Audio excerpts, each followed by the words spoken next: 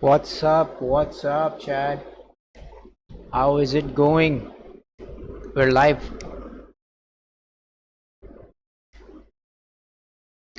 Yes, we're live.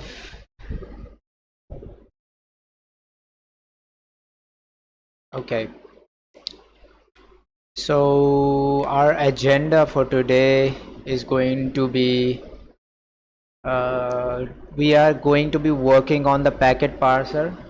Just a recap, yesterday we built our server and listener, a full-fledged server which is able to let me just lower the sound of this a little bit. Yeah, a full-fledged server which is capable of handling multiple events using IO multiplexing.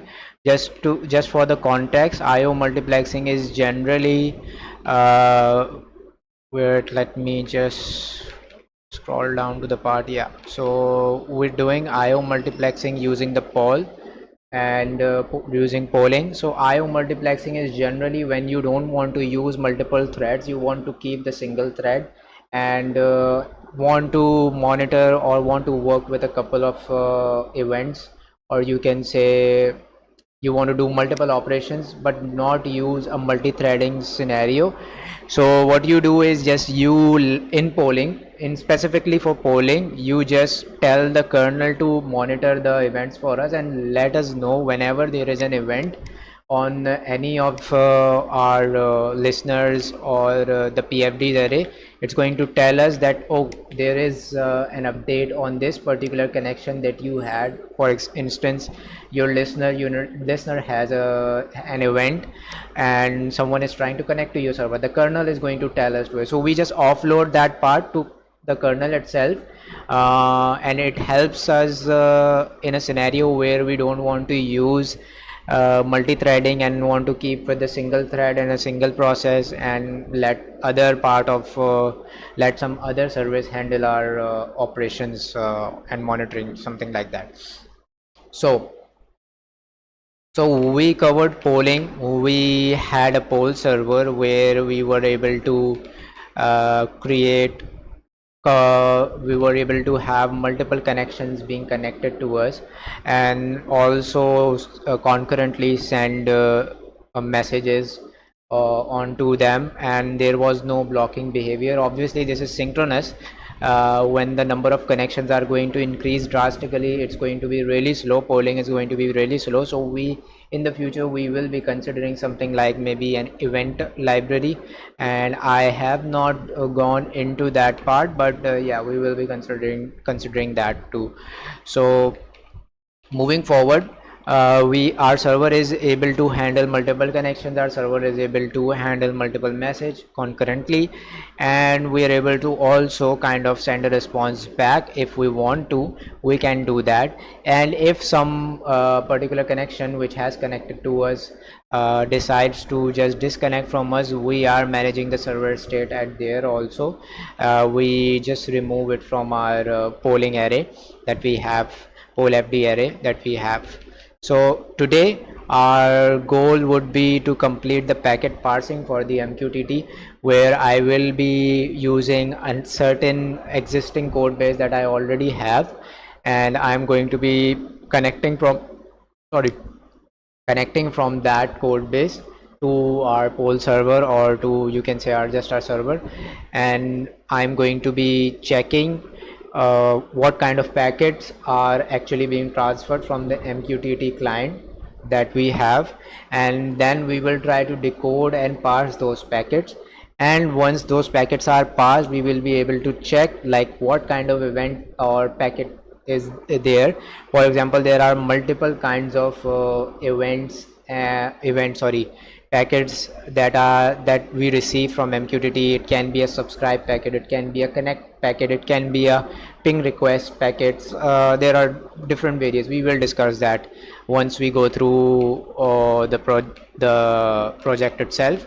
And just a couple of things to note is that the packets for MQTT, they arrive in I think binary format and in bytes, sorry.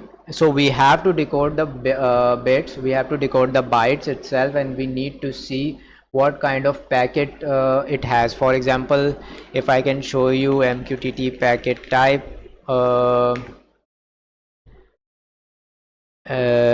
yeah,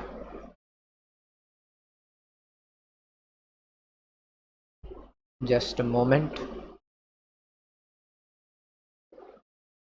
Okay, so the packet format for MQTT is generally this in this kind, where there is a fixed header, there is a variable header, and then there is a payload. The fixed header holds the control type, the kind of packet that is there. It can be a published packet, it can be a ping request packet, and it also includes the flags. For example, what kind of QoS, quality of service of the packet is there, the message quality of service, and some other flags. So the first byte, or you can say fixed header, is there, all packets, some packets. Okay, so this, what this means is that the fixed header is present in all packets. It's a kind of a mandatory thing, and when we try to send back a response to the connection or any kind of event, we need to include the fixed header. It's required because it tells the other side how to decode the packet, what kind of packet is there, so that they can update and change their computation depending on the packet type. So the fixed header consists of three fields. It has three fields, which is type, flags, and remaining field.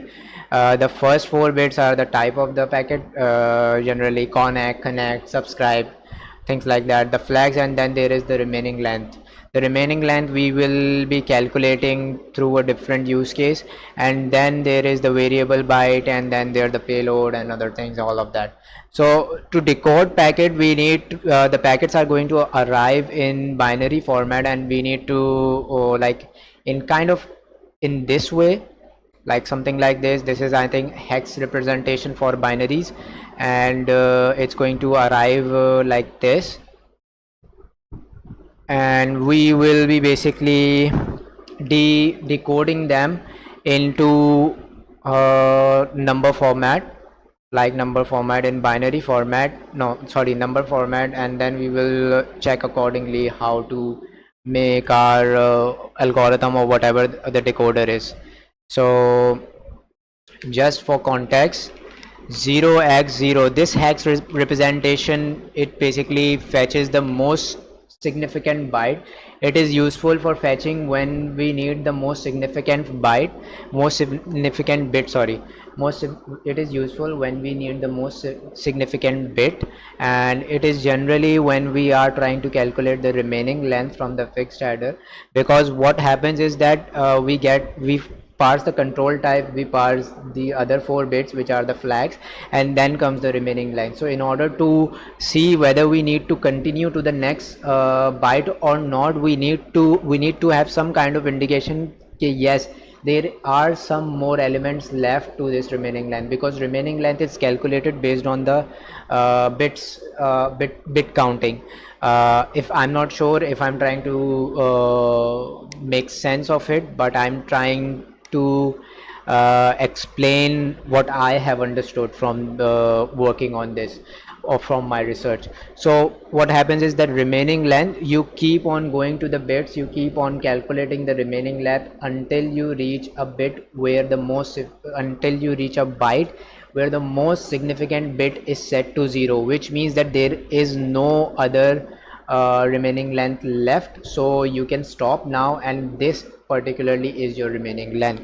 So that is how the calculation for remaining length is calculated, and we're going to be basically the hex representation for most significant bit is 0x80, and we're going to use the AND operator to check if this particular bit is the most significant bit, and it is set to either it is set to 1 or not.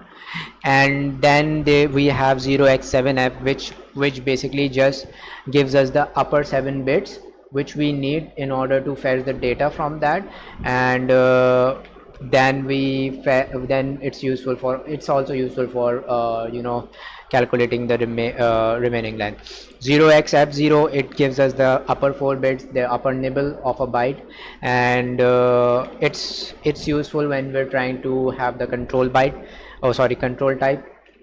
and 0x0f is generally just lower 4 bits. So this is generally the concept. This is going to be the context of how we are going to be doing the packet parsing. And first and foremost, we need to make our function, we need to make this whole process, we need to use a dynamically allocated array which is going to be on the heap. So we're going to do that first. Starting onwards, we're going to just give something like struct poll fd pfd, sorry, it's going to be a pointer to malloc, sorry, and it's going to be a size of fd size, and I want the double the size of whatever it is. So now if we try to just see if our this is going to work for us or not, we can check. So I'm going to deploy, I'm going to try to connect to my application using this, and if you can see, we have something. Okay, connect timeout, just a moment. So if I'm going to go,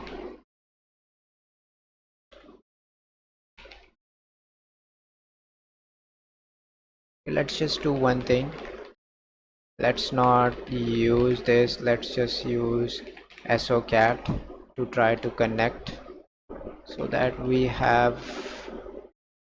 don't have a lot of events. It's fd count, okay, adding to fd count, okay, so this works for us, there is no issue. But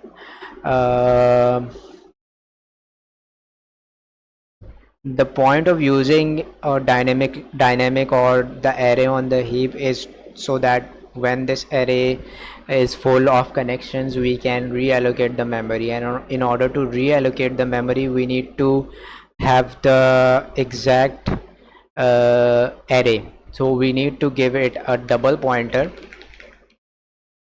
This part is fine, and we will have to update, sorry, this part over here, it's going to have this, and we're going to just go over here, this we're going to be, and we're going to just make it, just dereference it so that it's fine for us.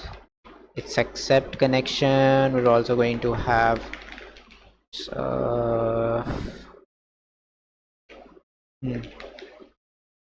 for adding to pfds, we also need this, this, there.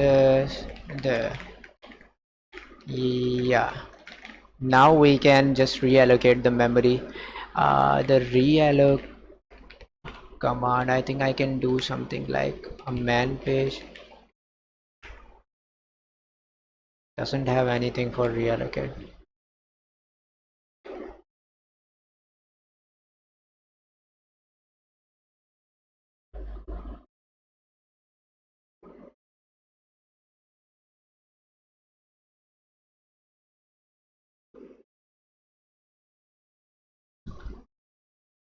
Reallocate void pointer size, okay. So I think we have to do something like pfds is equals to realloc, and we're going to just give it pfds, and we're going to give size size of fd underscore size multiply by 2, right?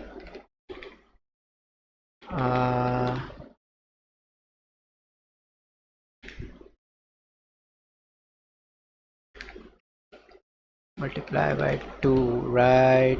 No, maybe something like this, right?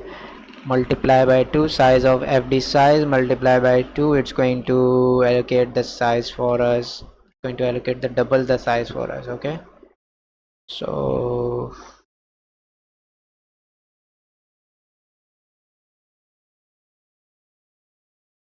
But I think there would be one problem because we are allocating over here. They're already allocating of 2, right? So once it reaches it, we need to do something like this. Yeah, I think this is fine. This is going to work like a charm now, or I think it should. I'm just going to see if it compiles. No, it doesn't. We have an error. It's going to say PFD. I'm just going to pass the pointer over here. So did you mean to use? Yeah, so this is a problem.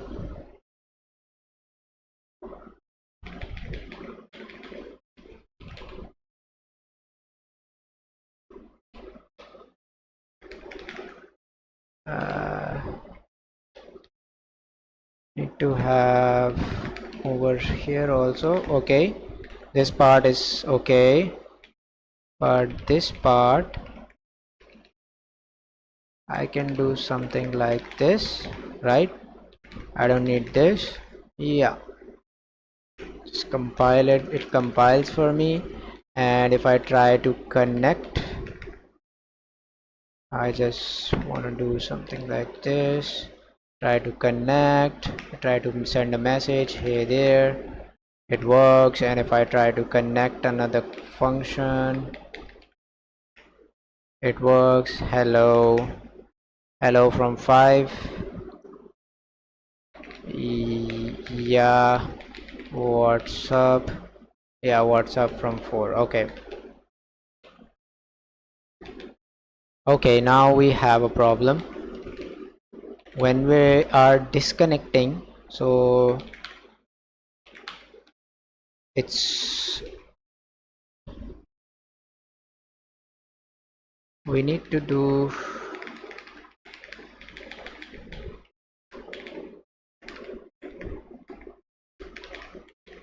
Yep, I think this should work. Sorry.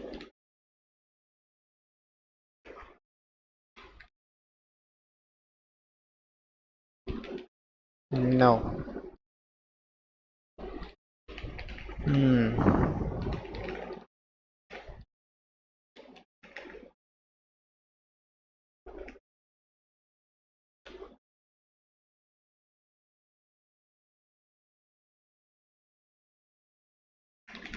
There seems to be a problem.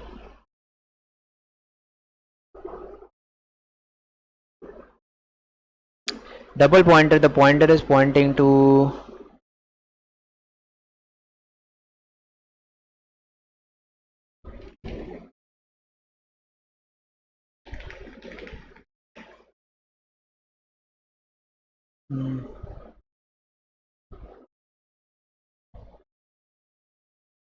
uh we're not decreasing the FD count.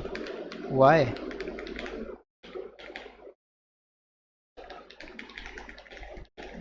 Why? I think we did that yesterday for some reason.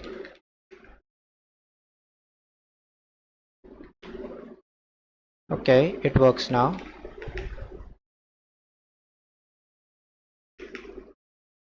And hey, it's okay. Hey, okay. So this is fine. We have decreased the FD count also. We have removed the element from the array, and by dereferencing the array we get not the pointer, not the malloc pointer, but the array itself, the pointer to the array. And then we just decrease everything because we were already working with the pointer to the array, the element of the point, like the array to the pointer, sorry, pointer to the array. I don't know what I'm saying. Yeah, let me Okay, I think I need to check.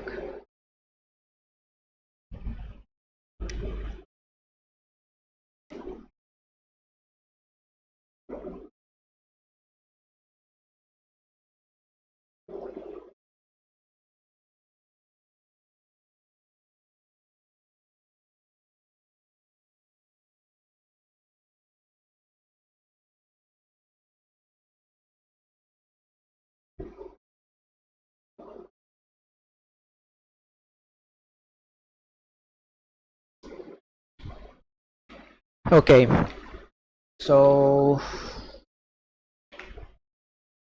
now we need to Node.js. It's a Node.js application.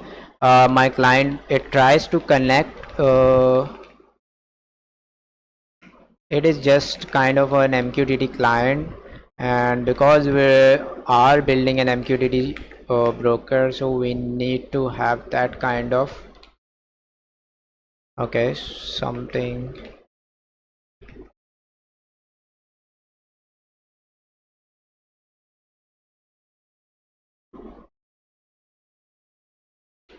So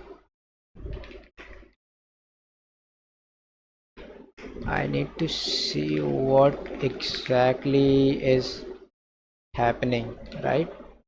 So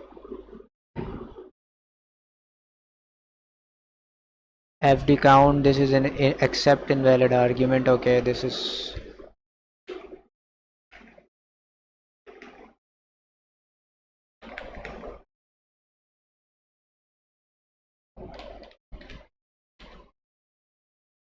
seems to be some problem with this, some cache, or I don't know what memory issue there is. So MQTT and Node.js, so I'll just stop this.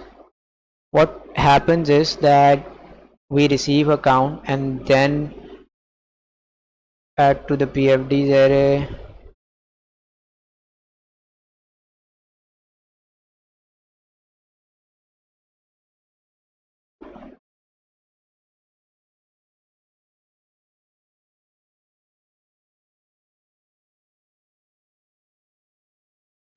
So after being added, we have this kind of receive from the client, and then it tries to disconnect and tries to connect again because of the connection refused error over here.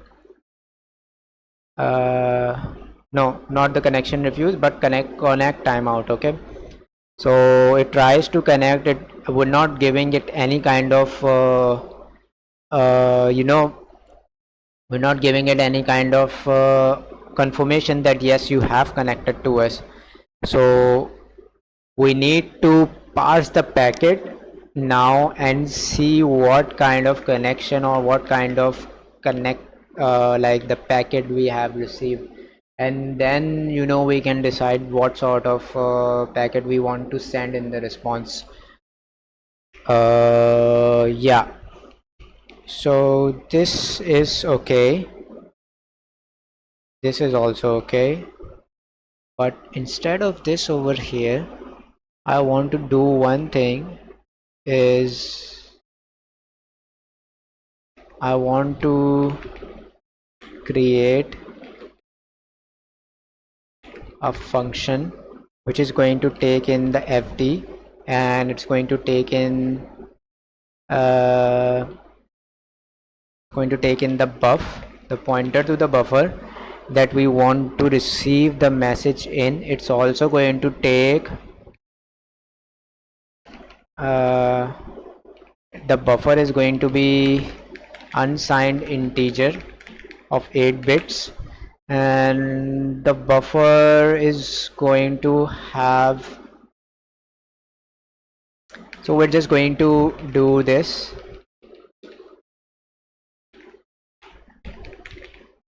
and we're going to have the packet receiver,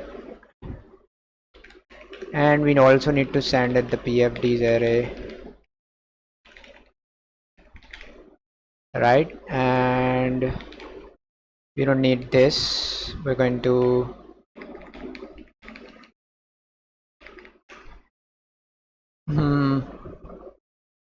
do I need? What else do I need?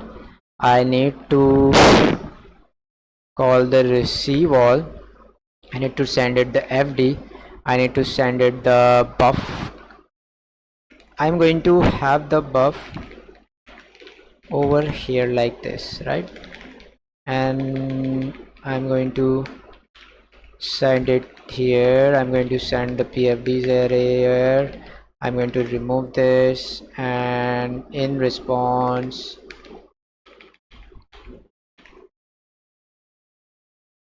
it's going to be a pointer, right? It's going to return me the number of bytes it has read, or maybe I don't need the number of bytes in the receive call.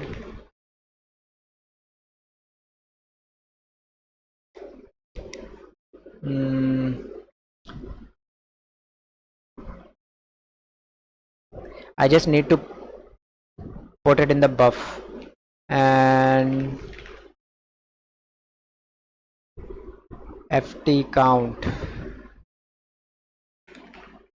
I need to have the pointer of fd count also, and we're going to have it, and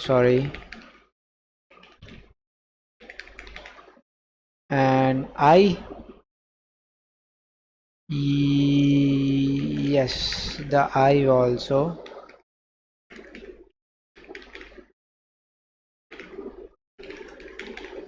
right?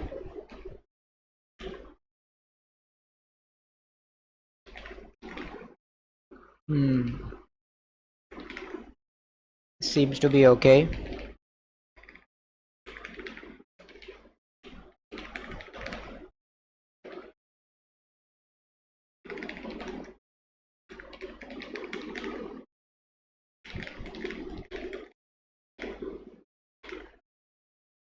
And we need to see,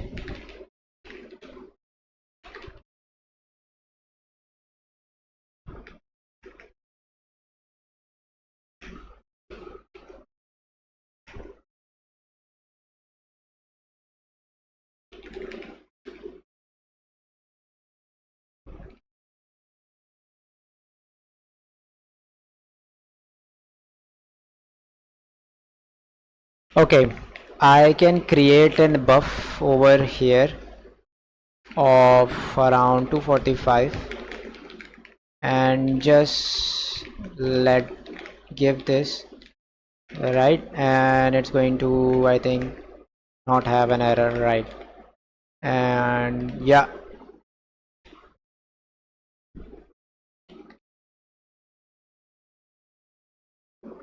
what is going on, bro?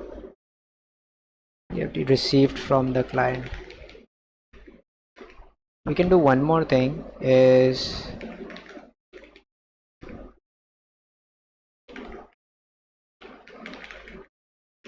we can print the buff out also.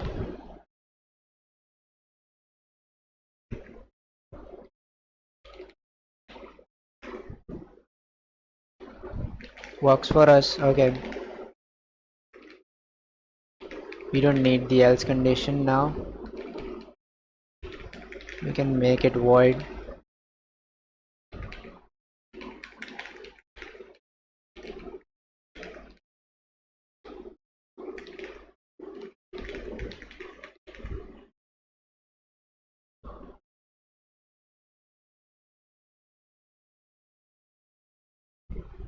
This is fine.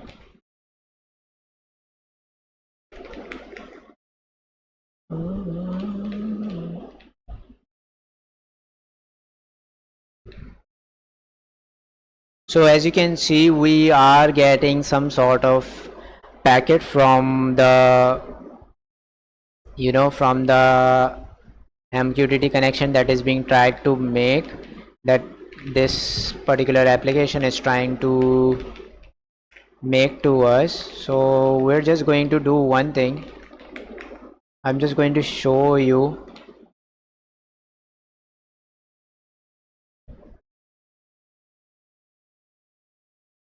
right? I'm just going to show you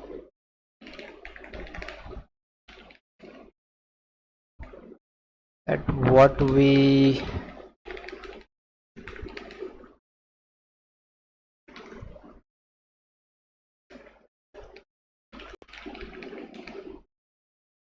or maybe we can do something like this, because this points to the first element of the array itself.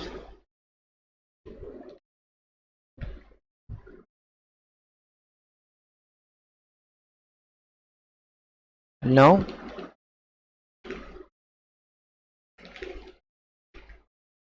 this is going to help. 16.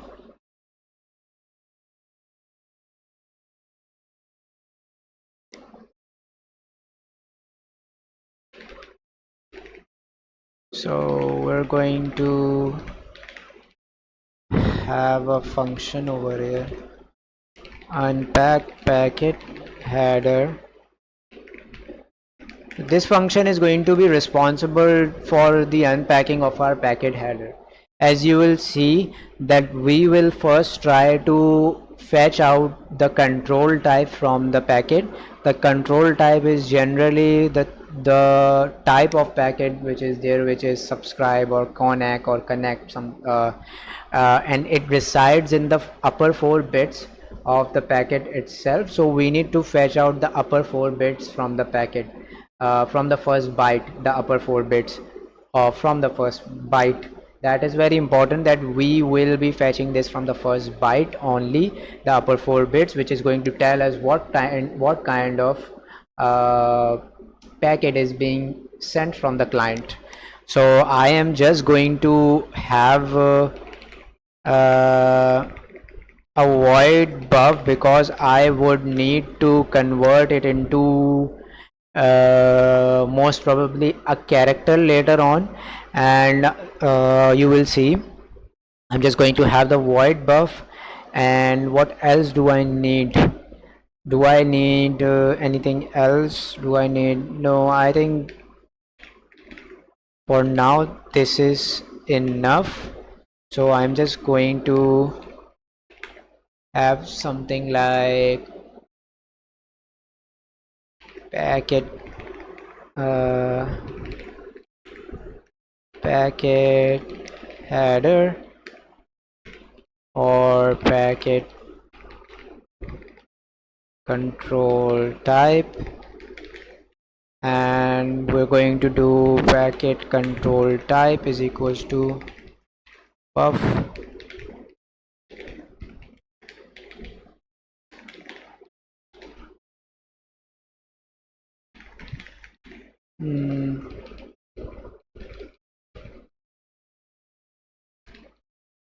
I'm just going to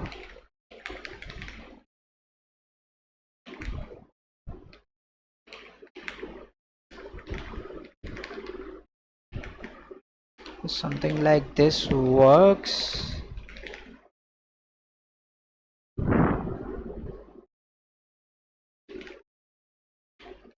Let's do one thing.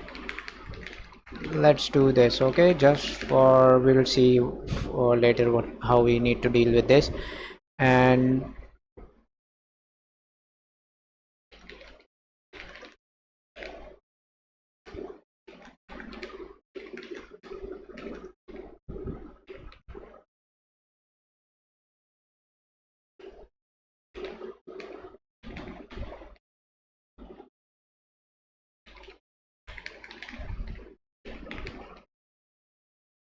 is this going to be a pointer? No, I don't need the pointer. I just need the character. Let's see.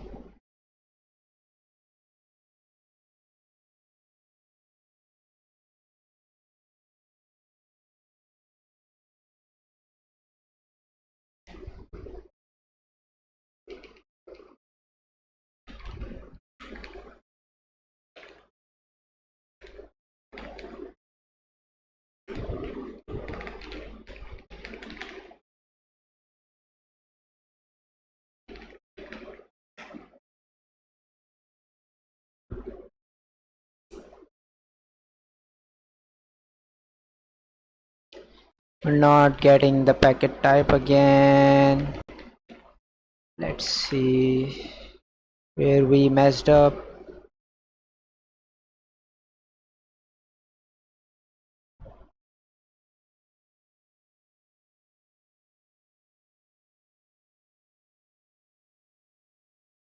Um,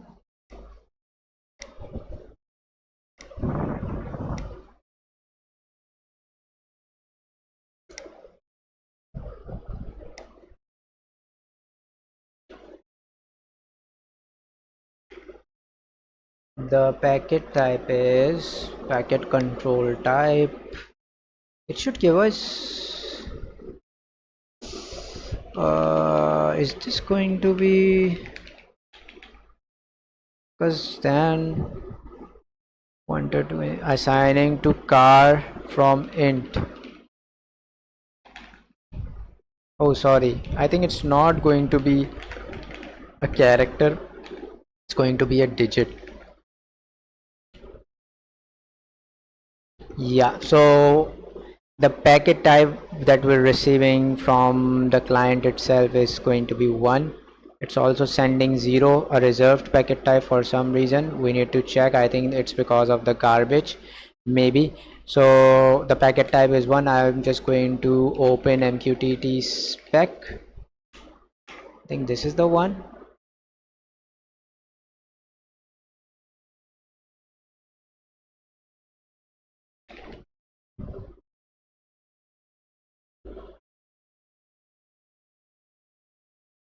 This is the one.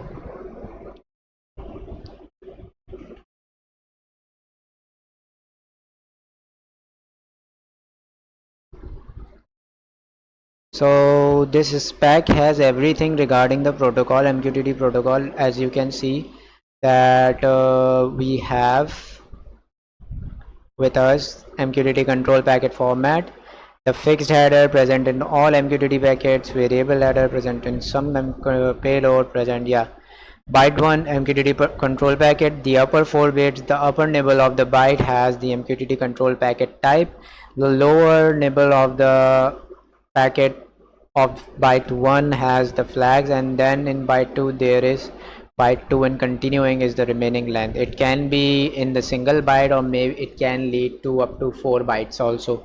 So when we loop, we basically, to fetch the remaining length, we have to basically loop through this from here onwards and see and keep on looping until we have in this particular bit set to 0. If this bit from the byte is set to 0, that means that there is nothing more left in the packet, so we can stop looking for MQTT. So yeah, so MQTT control packet that connect basically works when we have where we're receiving a connect packet, because our value is 1, and we can receive a connack, and if you can see everything, all sorts of values are there.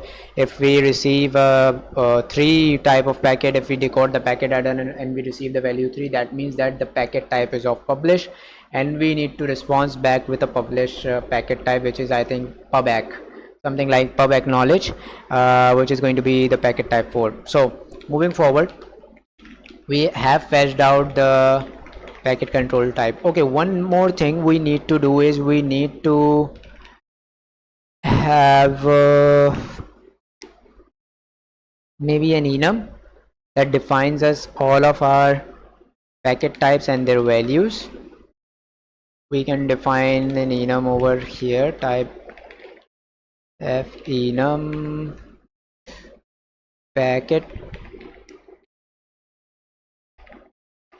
control type dev requires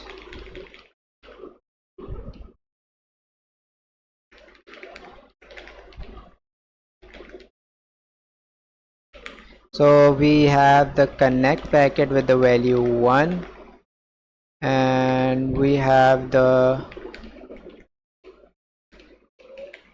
subscribe packet with the value 8, we have connect with the value to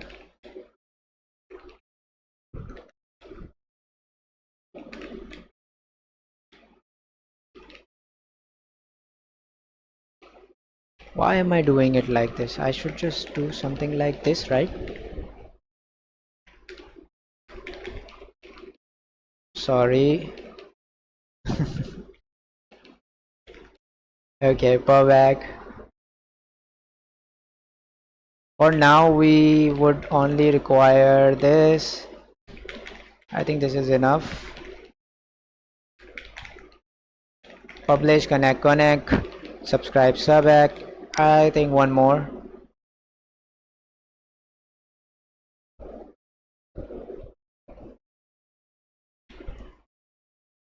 Ping rec.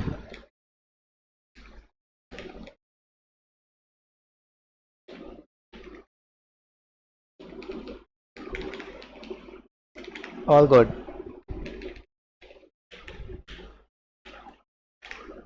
Sorry. Yeah.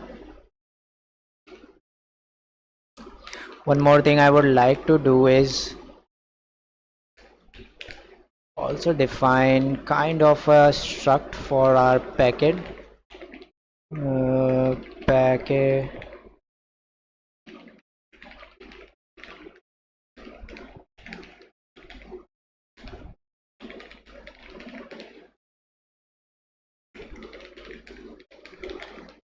it's going to have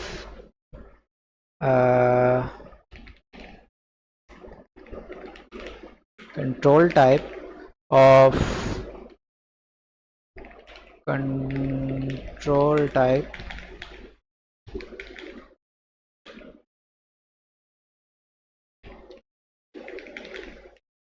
going to have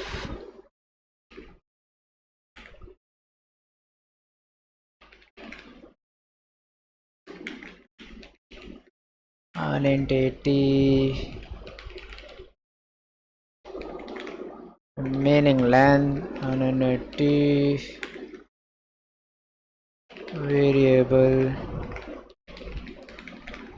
There's also a packet identifier in this, and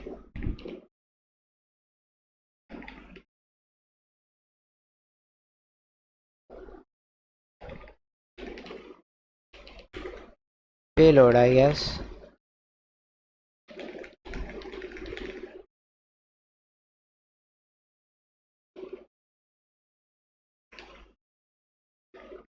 Character topic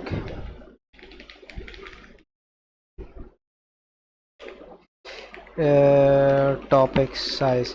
So topic and topic name are used when there is a subscribe request. It basically the subscribe happens on a certain topic, and also the publish also happens on a certain topic, and only if we want to know which kind of topic is there, we need to store it in a variable and then further process it. So coming back to this, I'm going to just have a packet MQTT packet, and I'm going to, sorry, not here, somewhere around here, and I'm just going to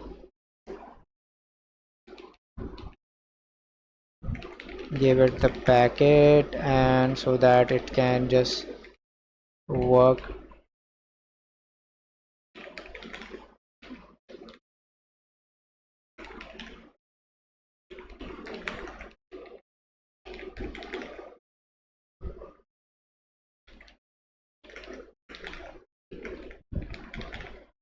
Give it the packet, and then we can do something like packet dot header control type, fetch the upper 4 bits, packet dot header flags, fetch the lower 7 bits. I think it was something 07, right? No, 0f, right? Lower 4 bits. This way we have,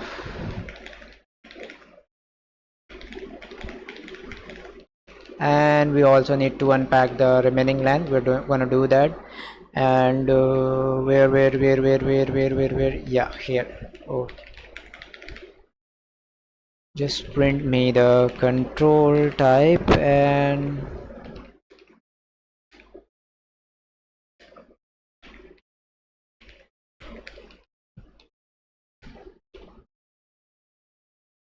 dot header control type.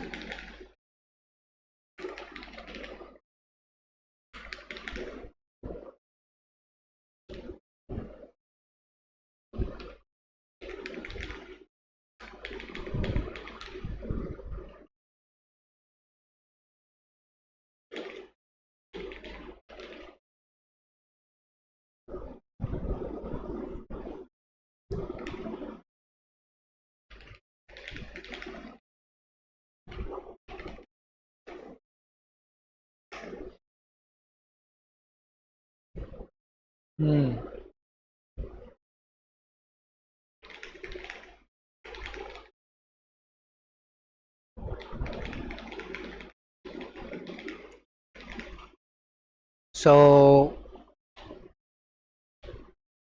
can we do something like put it in a switch statement, packet dot header control type, and how does this work? How does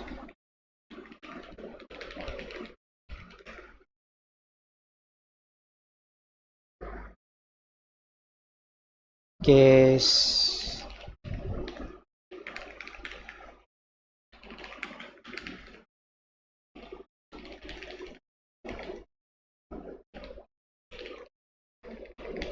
spawn back with a connect packet, and let's see if this works. The connect packet is received, respond back with a connect packet. This is good. Well, our condition is working. We're just going to have every connect subscribe, publish, ping, request. Others are kind of useful when we want to send back a response. So we're just going to do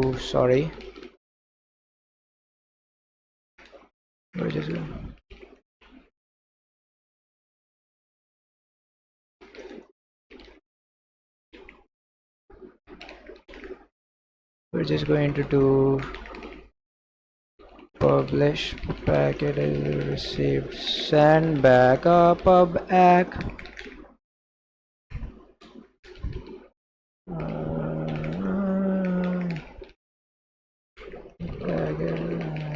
send back a sub.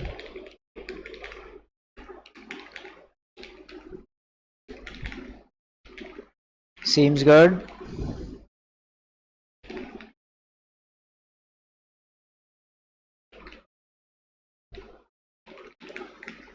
Just try to connect from it. We also need to break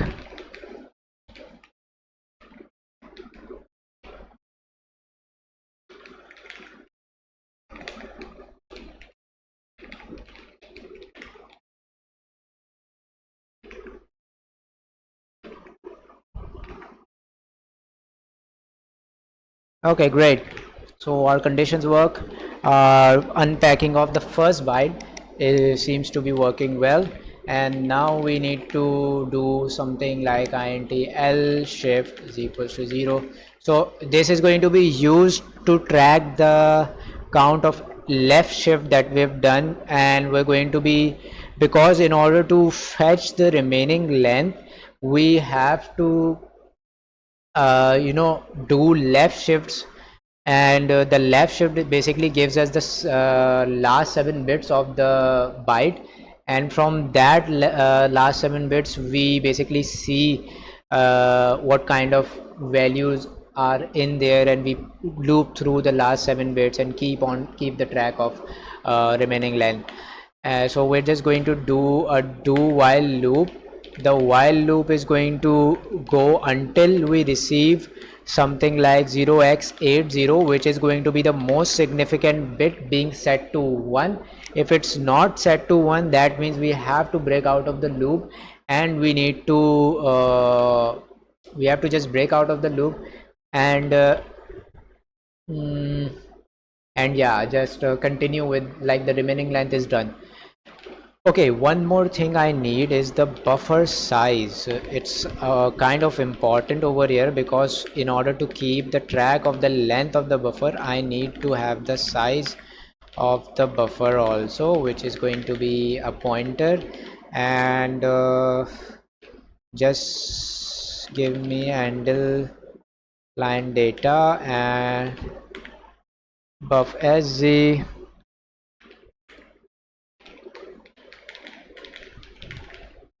It's going to be buff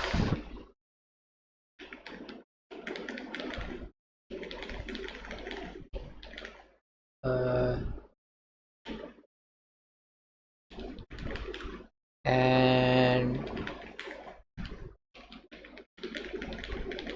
okay, I want to send it to buff SZ.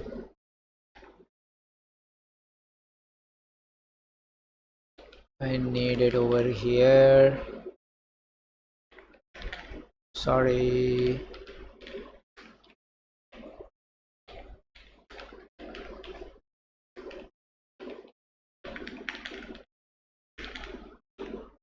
And we have it.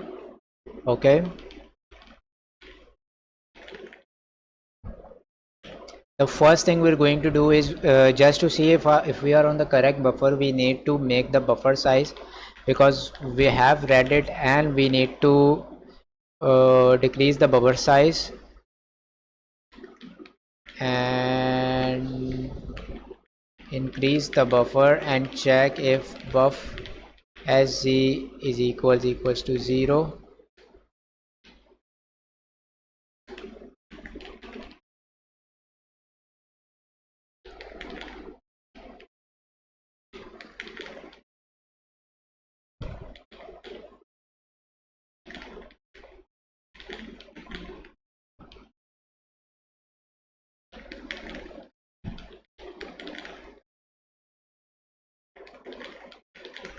Okay,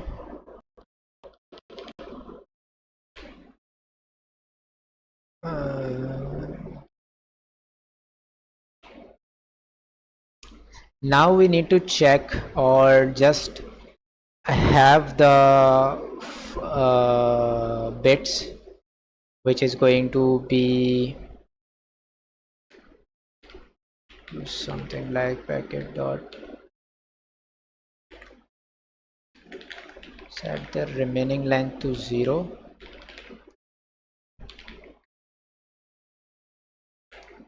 remaining length to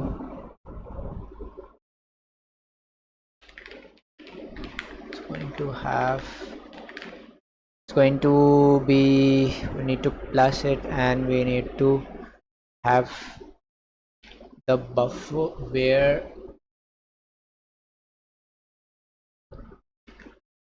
we need to have the upper like this 7 bits, right? Fetches means fetches the lowest 7 bits, 0x7f.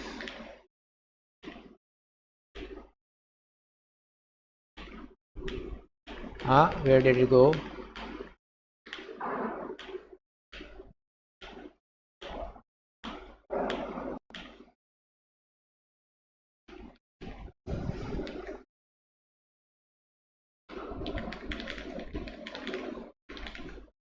Is this correct, or do we need to L shift is going to have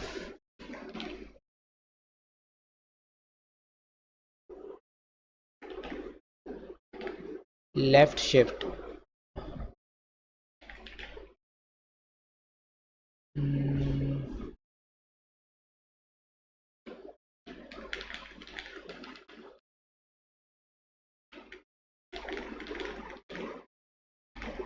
Is this how I think this is the we parse through it and we make the remaining length 0. We decrease the buffer size, we increase the buffer pointer to point to the next bit, and if the buffer size is 0, that means that we don't need to do anything, we just need to return because it's an incorrect buffer size. There's one more condition we need to add over here,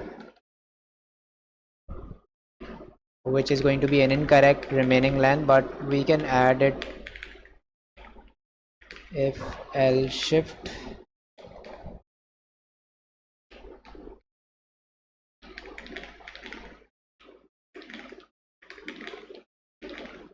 I think this is fine. Remaining length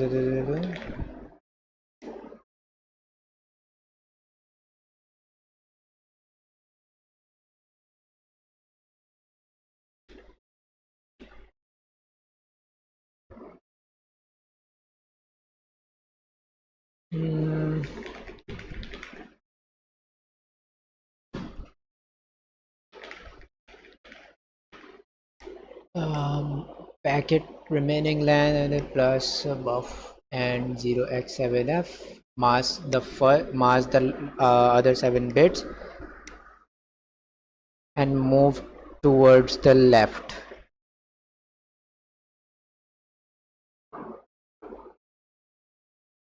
Move the buff towards the left.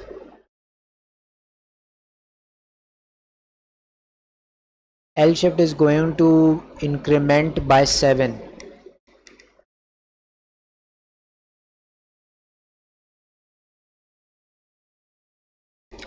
I think it's going to be something like this, and we're going to do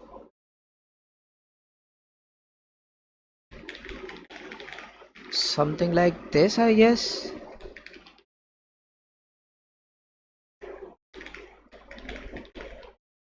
Because what we're doing,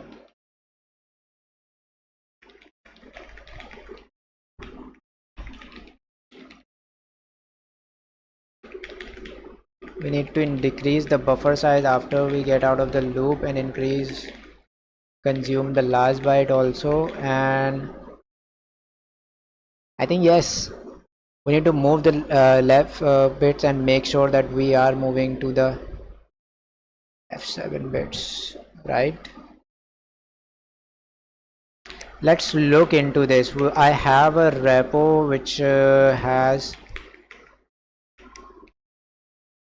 or maybe we should just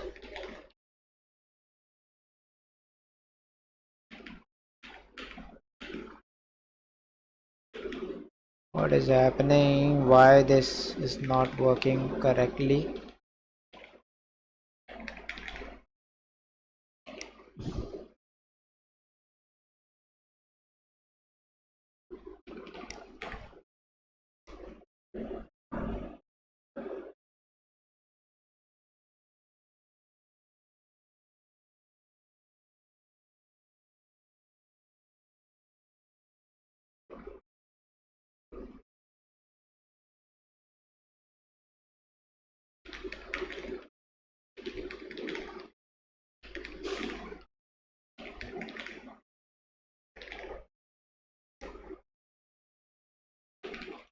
Need to return buff minus start, because what this does is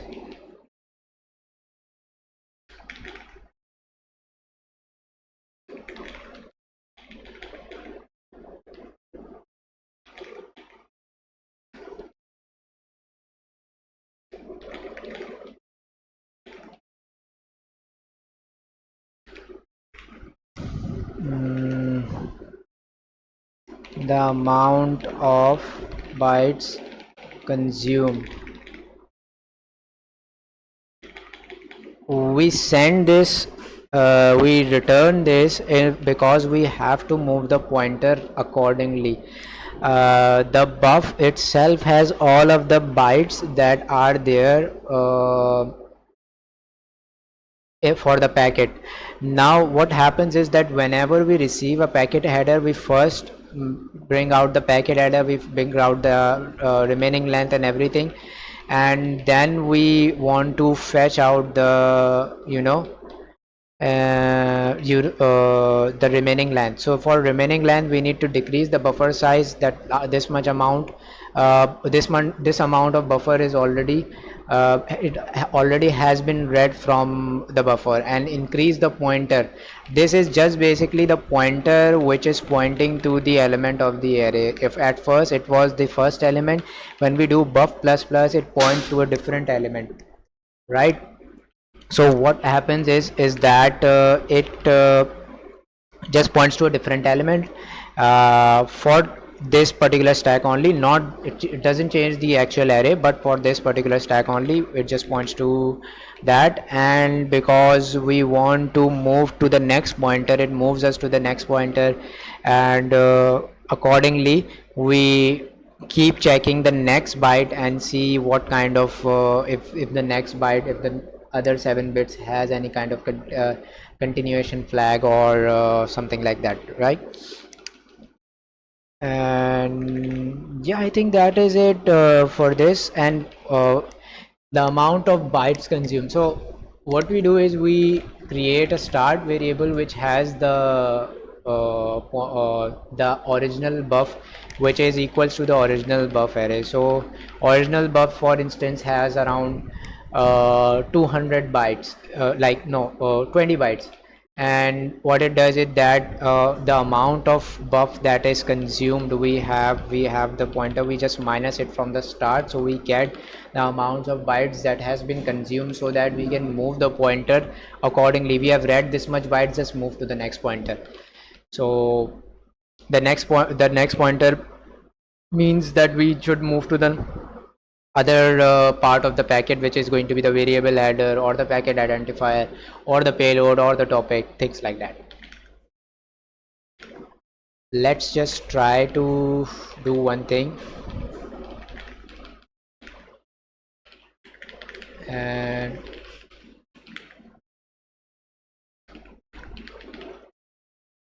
packet dot rim.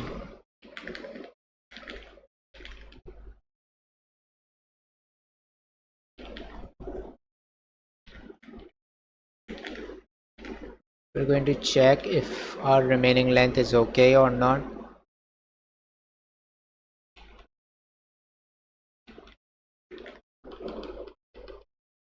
So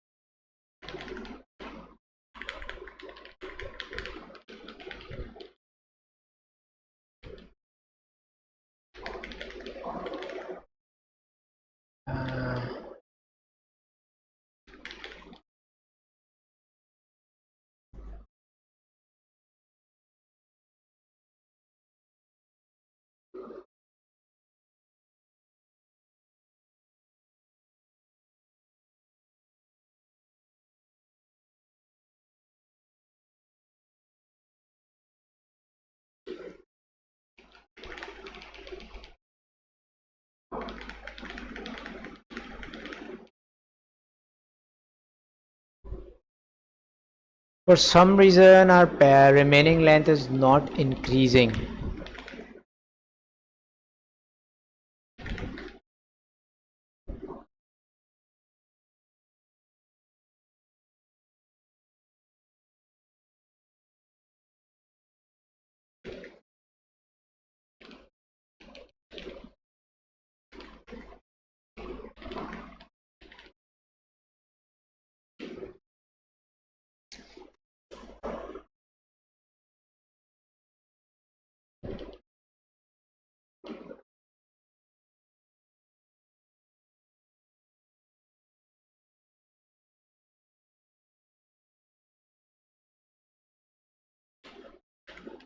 Okay, sorry. We need to add this fixed data remaining length. And why are we doing this? Sorry, this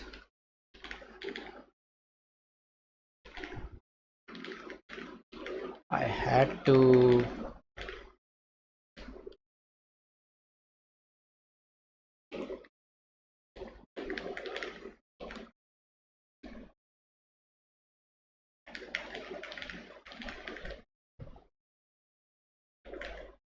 This is also incorrect. I was in the impression that yes, this is not the correct way to do this. We need to first check if these are the lower 7 bits or not, and we need to make it L shift because we need to move it accordingly. Oh, this is fully messed up.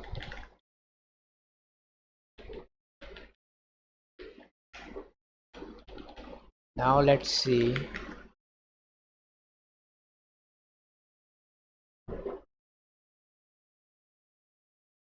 We get the remaining line. So we were doing it incorrectly. Actually, we need to send a response over here that this is not correct. Anyways, what this does, it just remaining length we need to keep adding to it. We were not adding to it. The type is now 32 bit integer, and the buff first checks if the buff first masks only the lower 7 bits and then shifts it according to L shift. So this is very important that we shift the bit according to L shift, because otherwise if we just do this, which we were doing wrong, we would just be shifting the to 7 bits. But because the whole point of L shift is to track the amount of bits that we have consumed. For example, we had the first 7 bits, the first byte we have now we're moving towards the next 7 bytes, so it has to increase plus equals to 7, which means it's now 14 bytes ahead. And now we want to move not 14 bits ahead, now we want to go and shift like 14 bits in order to get the remaining length and the continuation flag. So it's going to be L shift, right? And we have the correct remaining length with us. We consume the last byte also. We give back the we give back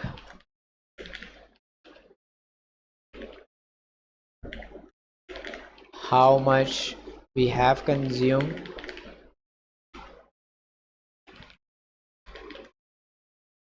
I'm just going to print that out also.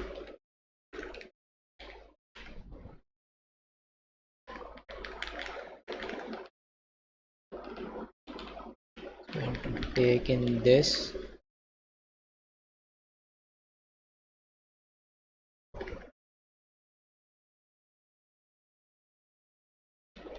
On the 5th try it works. So how much we consume 2 bits, I think. Yeah, we consume 2 bits.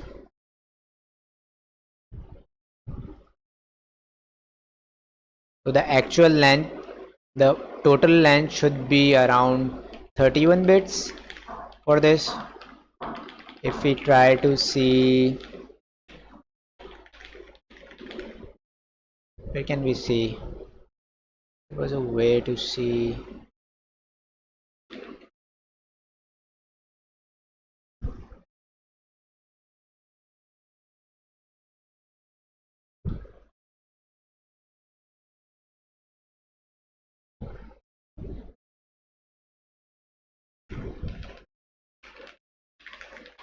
First byte, the second byte remaining length. Yeah, I think it's fine.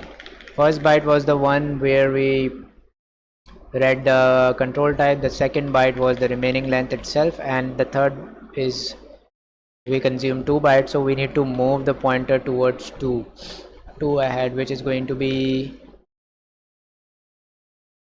buff plus equals rv, something like this. Move 2 bytes ahead.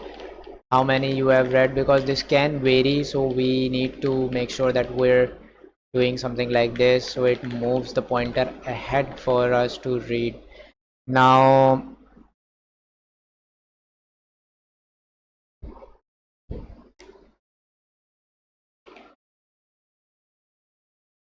for the connect packet, we don't need anything else, we just need to send back a response. So just similarly, we're going to have a function. It's going to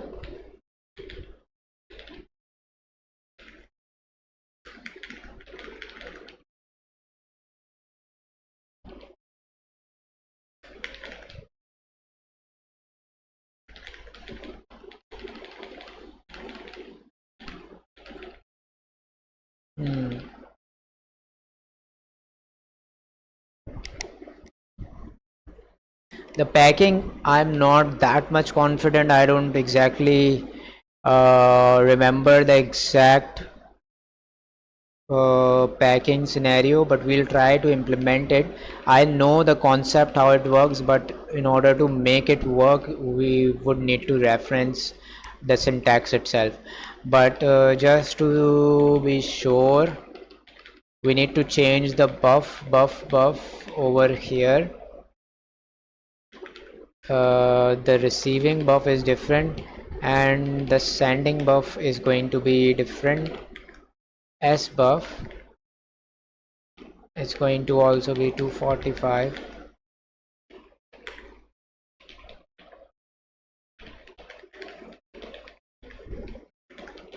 I need to send S buff, right?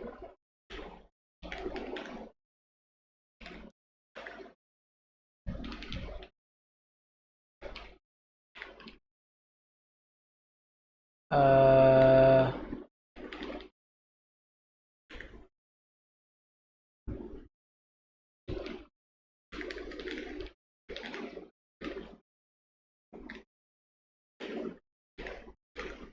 Seems fine, seems fine.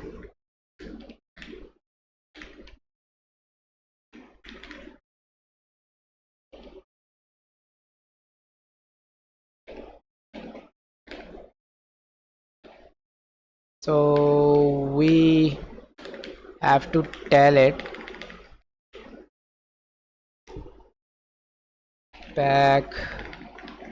packet header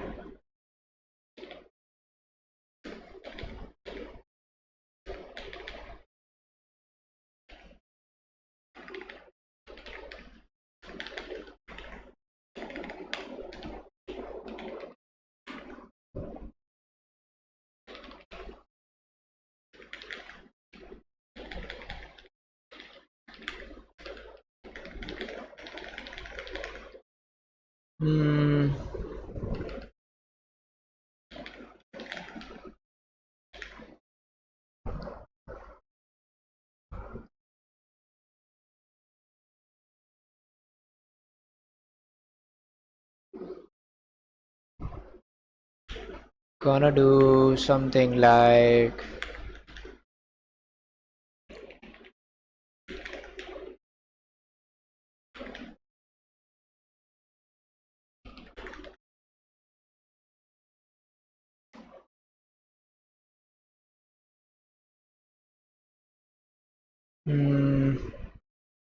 the header flags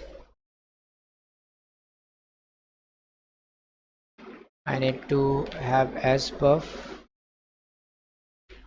and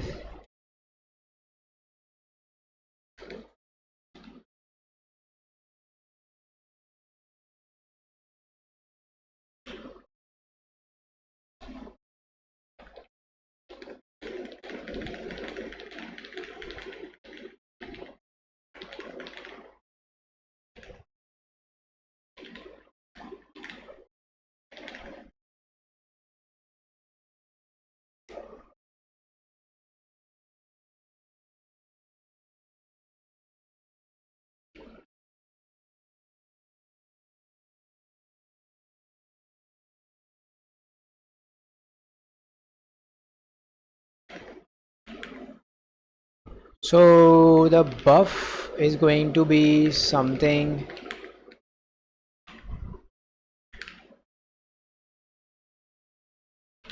If we try to send, we're going to make sure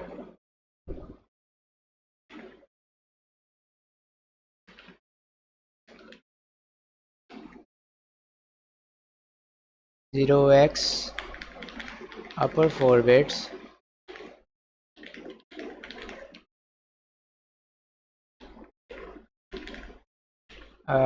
If we see, set the upper 4 bits, set the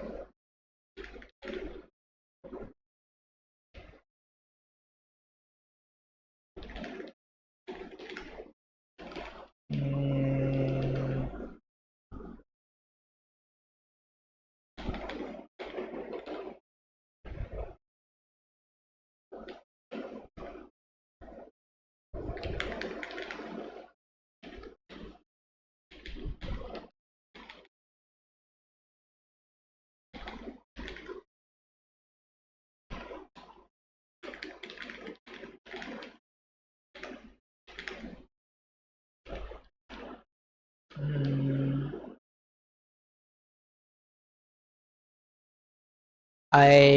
so remaining length I will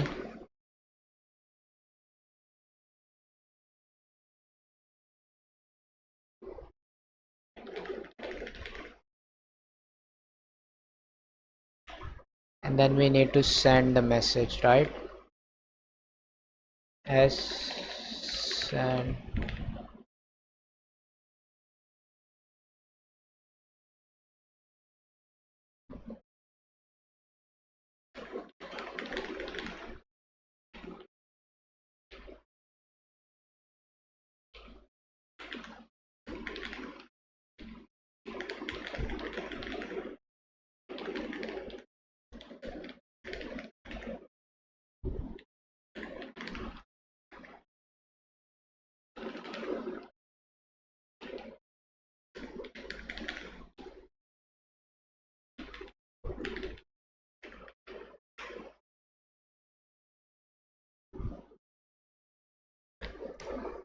Okay, so now what we just did is we tried to pack the packet header with something like we shift the bits, we shift the packet to the upper right bits, and we tell it to pack the upper 4 bits. Just get me the upper 4 bit pack. Oh, we need to do one thing more, right? There's a problem. We have to also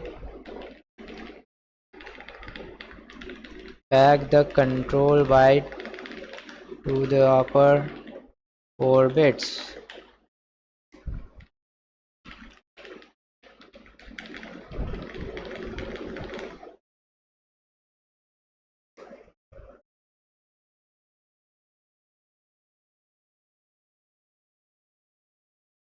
How do I do that?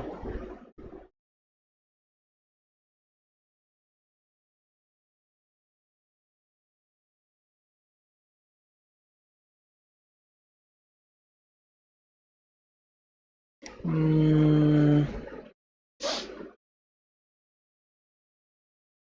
I'm not packing the control byte at the moment.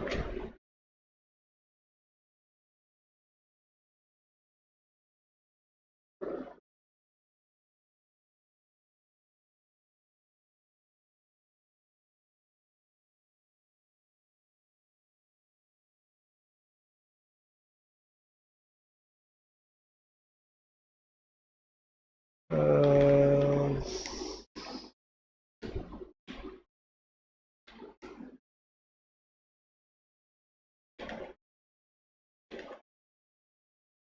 you gotta do something like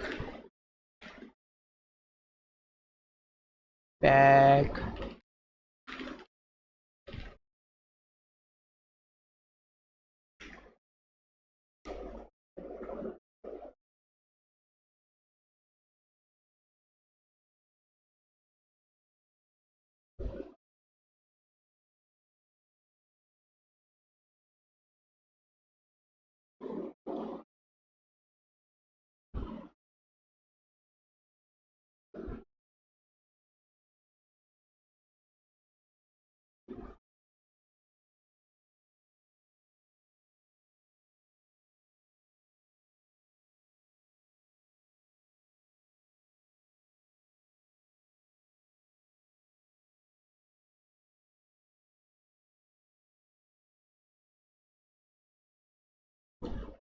Um,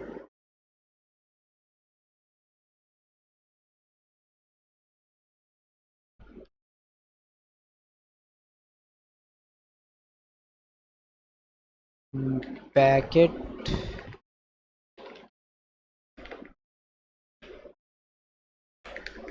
something like this, I guess.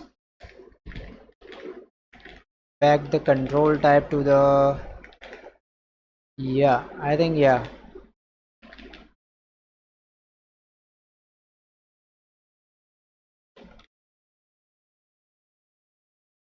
And then we can check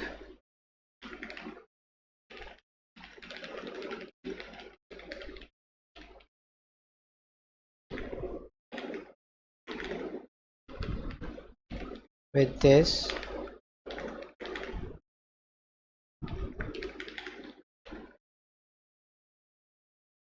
So it packs me nothing because I think there is some sort of garbage value, the lower bit garbage value messing up with.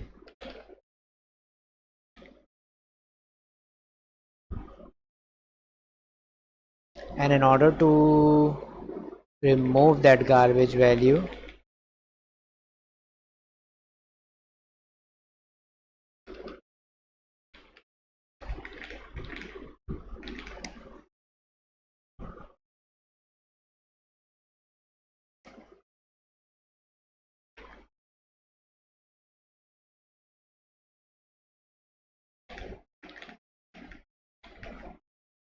this is also,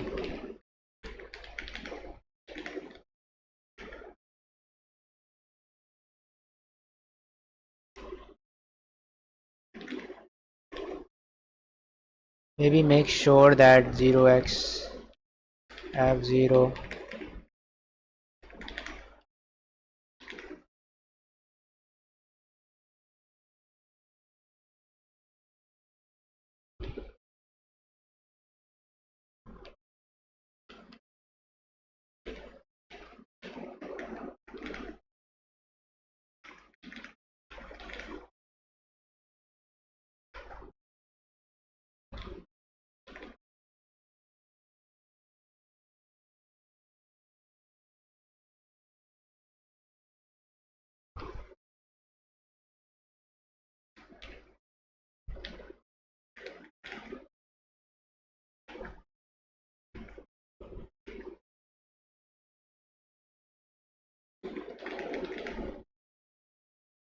Hmm.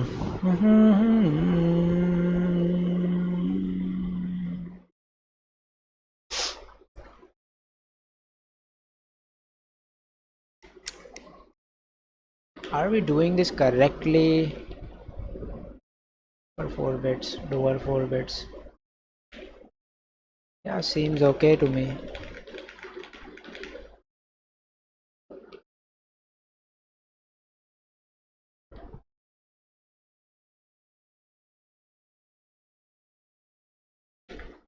Let's see.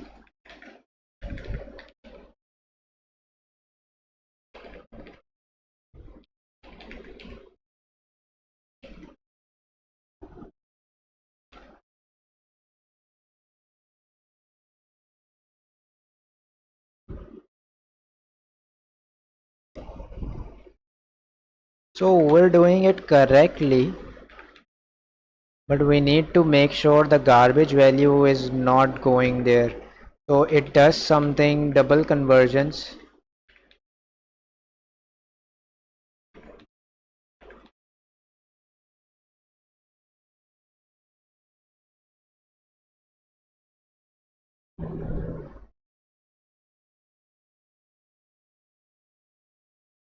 Before even converting this.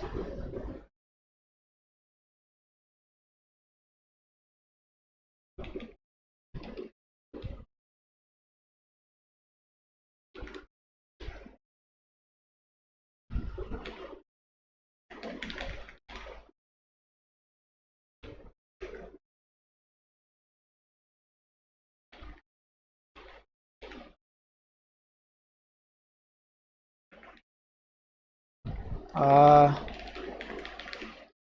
Packet header control type.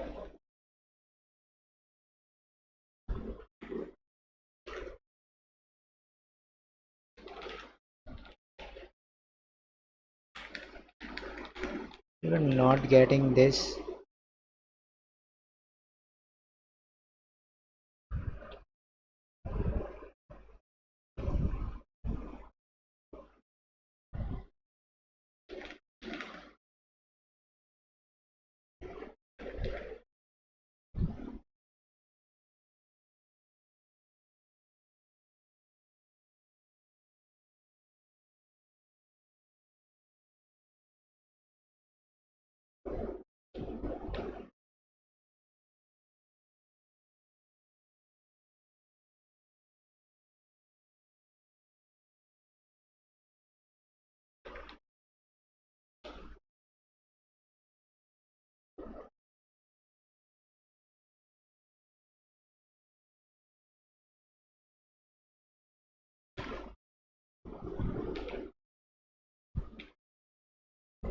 Close this, close this, close this, okay, and then close this.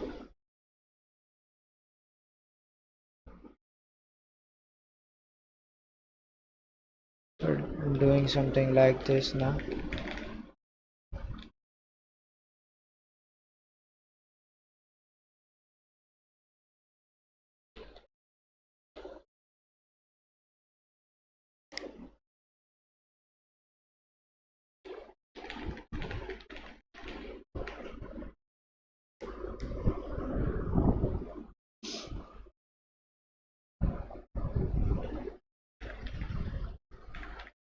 This is also a problem, right? Let me just see. Now it works. Now it works. So the problem is that we also need to make sure that we're setting this control flags correctly, because this causes issues.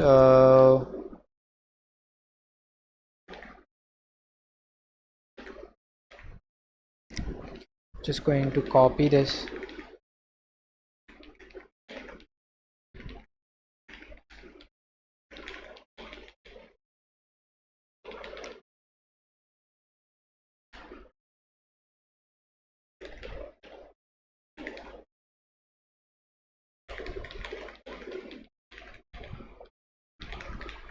Um, and we need to set the flags if you want to.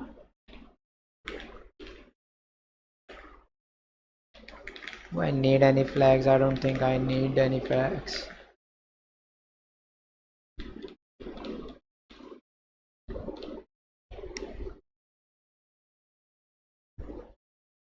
Receiving a reserved packet again.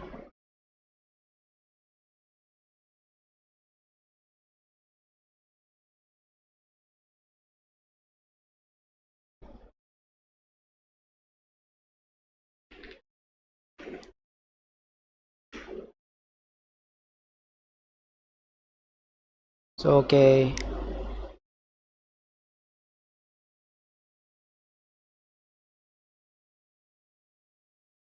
we receive a subscribe now.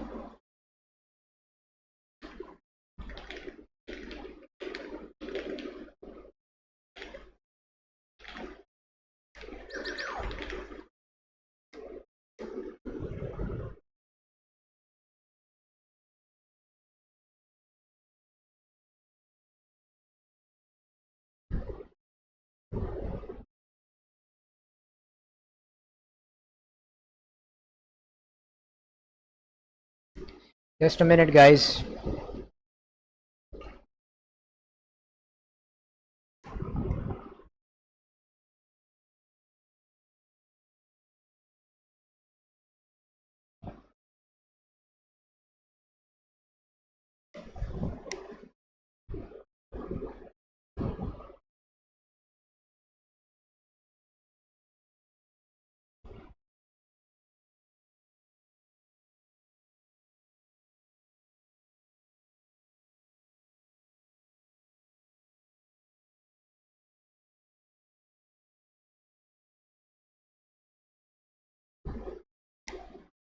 So yeah, so we have sorry. So we have a working packet header decoder and a working packet header encoder.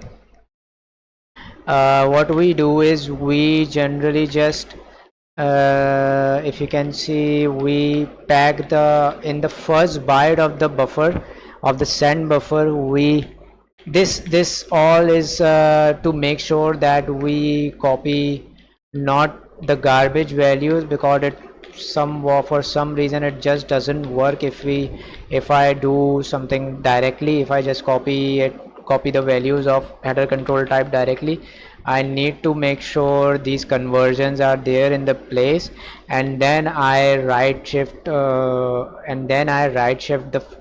4 bits and place the control type in the upper 4 bits in the upper nibble of the packet.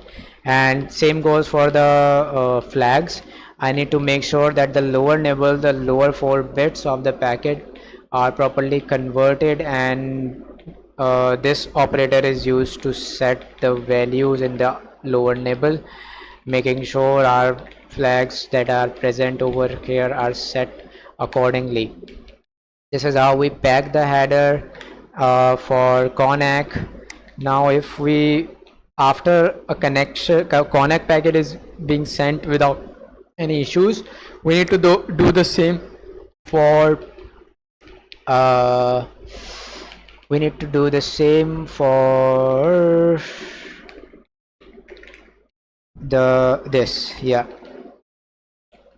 pack the packet header, but this time it's going to be subac.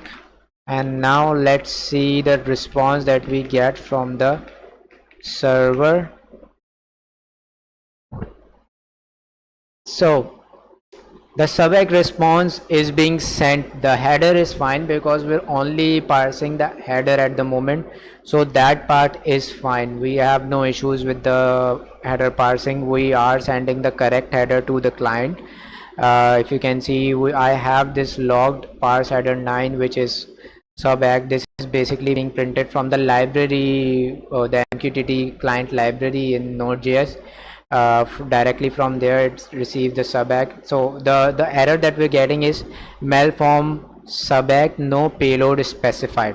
So now we need to move our send buffer pointer and give it other things and values like the variable header, the payload, the topics, and things like that, the packet identifier. So doing this, one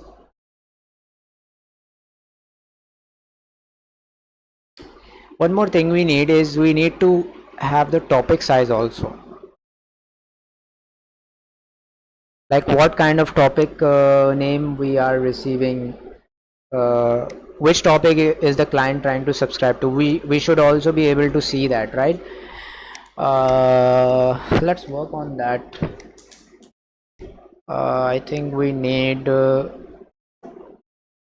topic name is going to come in the variable header most probably, and from the variable header is a multi-byte integer I think, and multi-byte integer we would need to convert it into low endian so that our host it would be able to understand the packet. Hmm.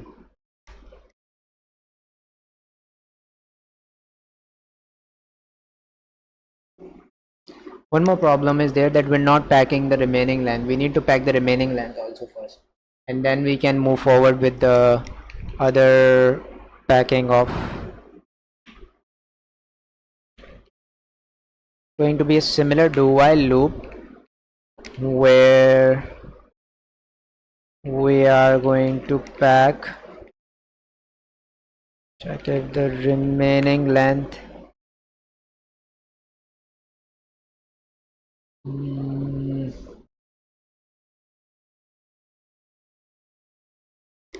we need to uh, in order to pack the remaining length I need to do similarly. I need to do something like buff plus plus buff as minus minus, and just check if we have the correct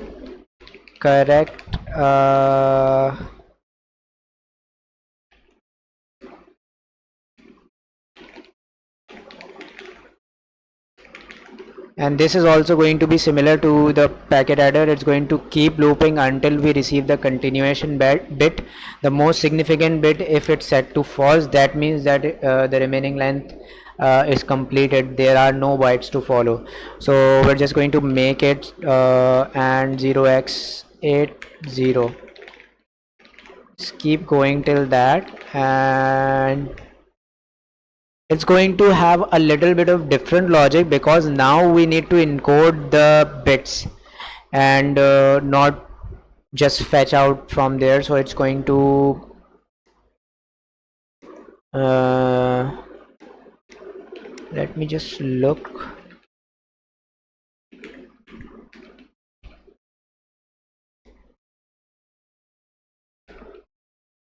Similarly, we're going to keep a track of the start so that we know how many bits we have packed, bits or bytes we have packed, right?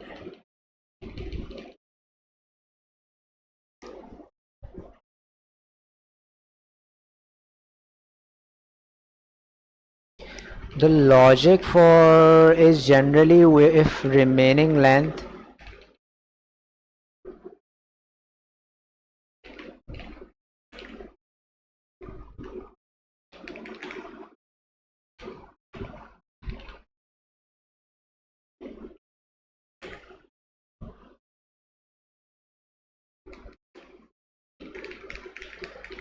if remaining length is greater than 127, then I need to, then that means that there are more bytes to follow, and I should pack, I should just increment the remaining length.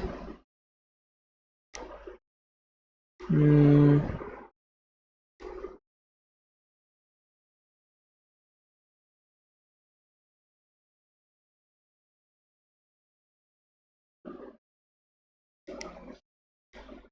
Uh,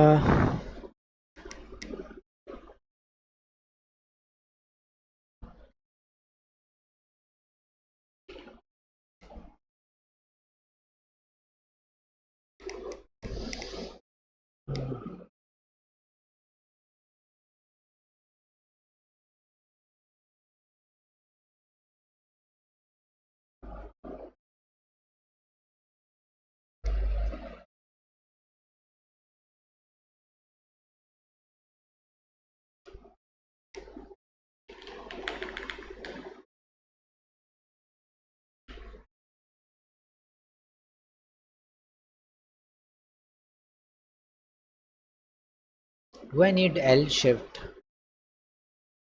Do I need left shift in this? No, we don't need left shift because we are going to be moving the bits to the most right using similarly 0x7f, and we're going to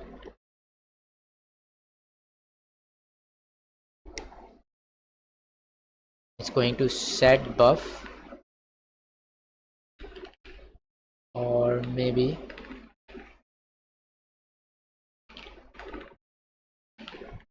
plus equals, I think.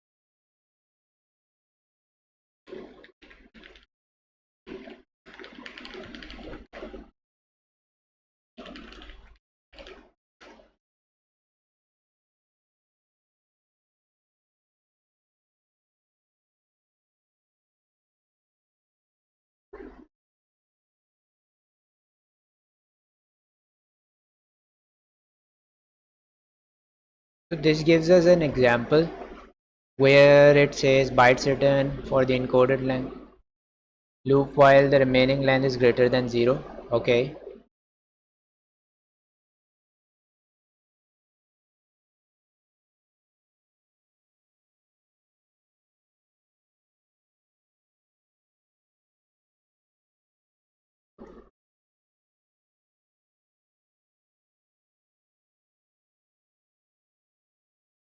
But we're not following this kind of paradigm. We need a different approach. We have a different implementation and different approach. So I don't think this totally applies. But this part is fine for us. I think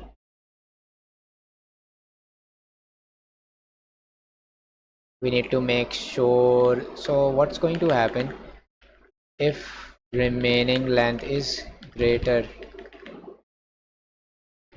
Make sure the continuation bit is set, which is doing something like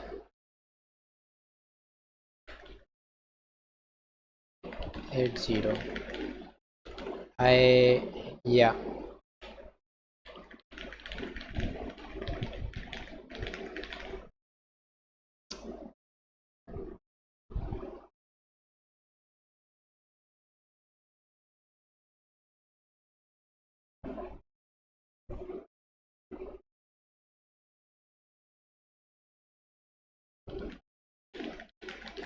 then I need to move 7 bits ahead. I think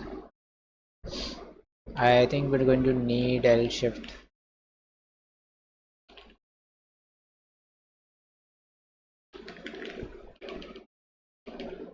or no.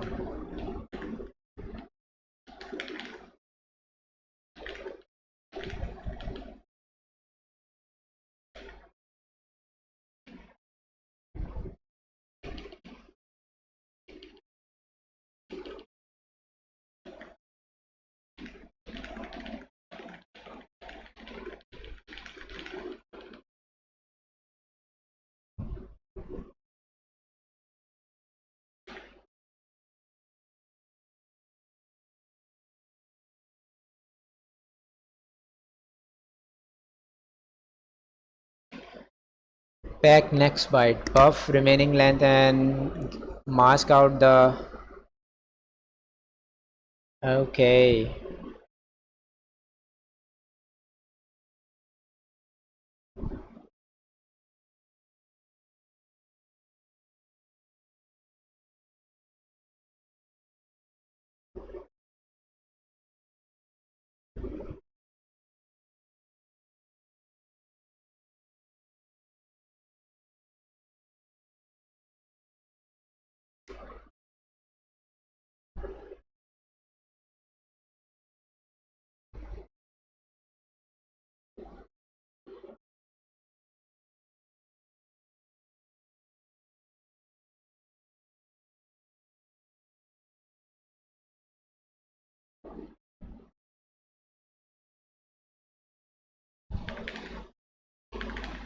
it masks out the first 7 bits.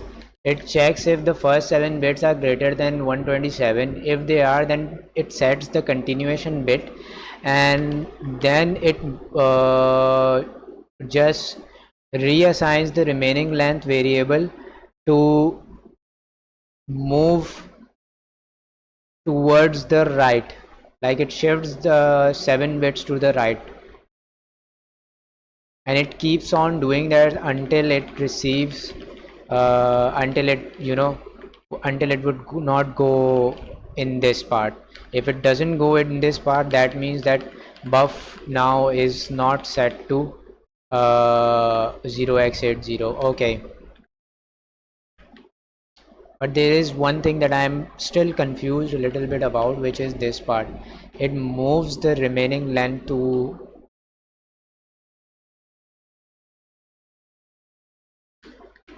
is the correct implementation, I think.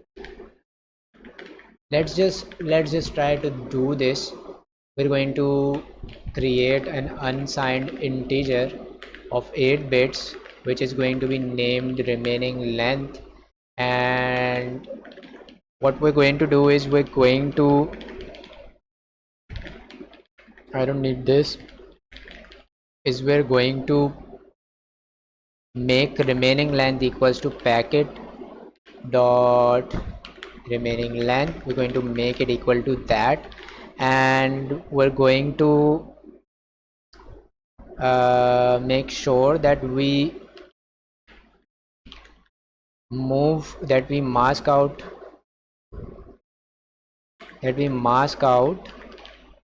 the upper like the lower 7 bits, which is going to be 0x 7f, I think. Yeah, we mask out these bits, and then we're going to check if remaining length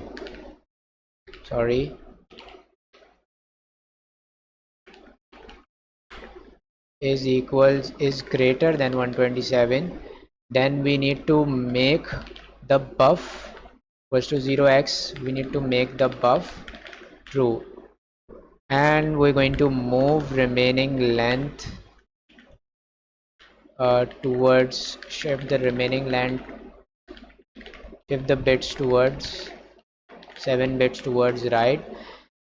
Just make sure that we're consuming this, we're making this buff, consuming the last byte and returning buff minus start, right?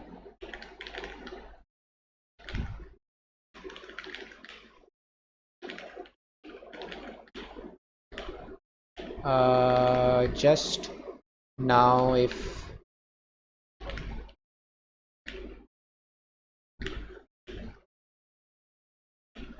okay, I'm just going to see what my remaining length comes now. Like if I do something like printf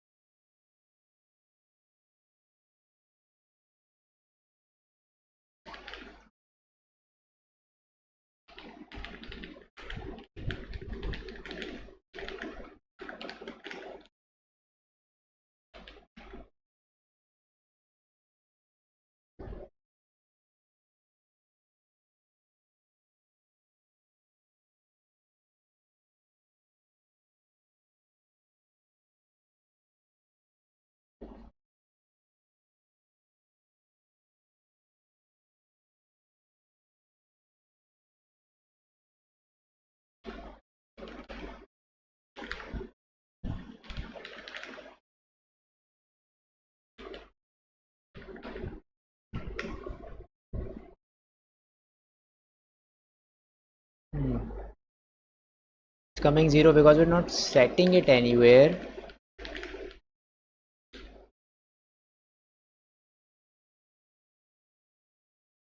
um,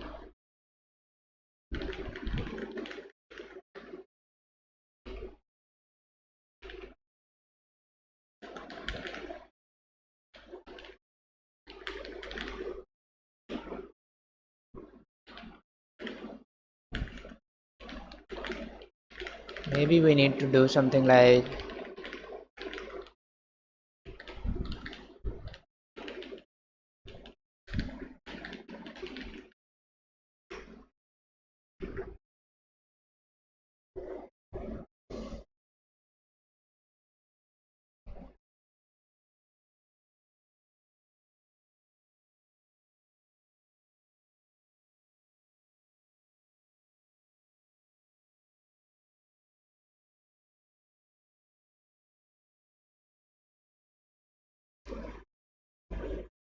hmm,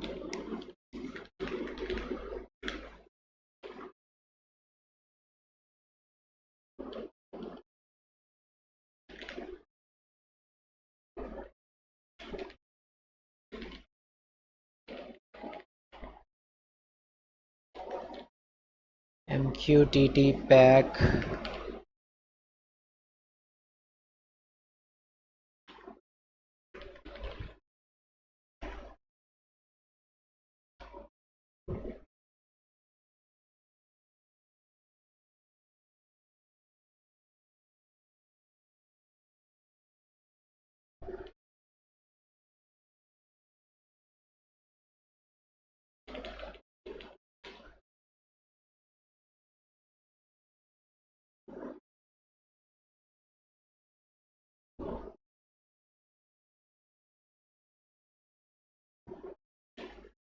Ah,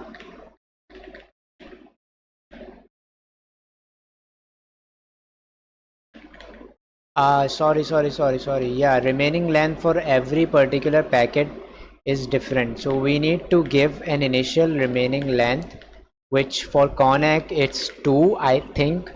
I think it's 2 for subscribe packets. I think it's somewhere around 10 maybe, I think.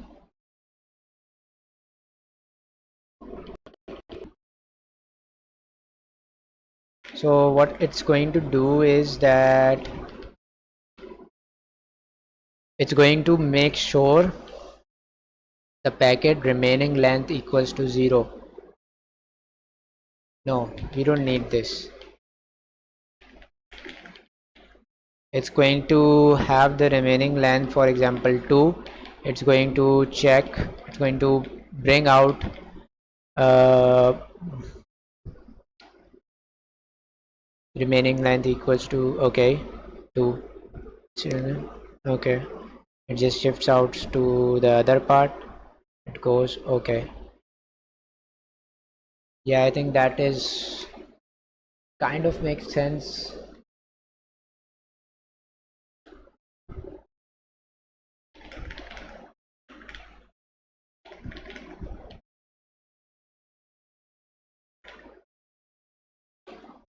Hmm.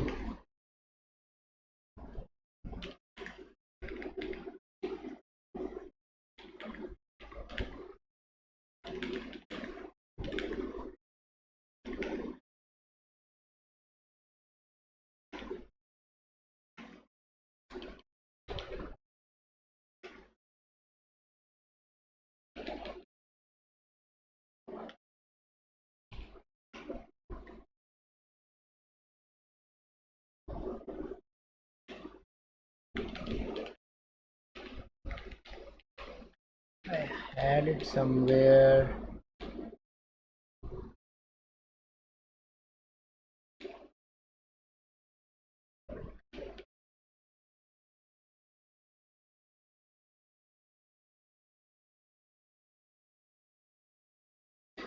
Uh,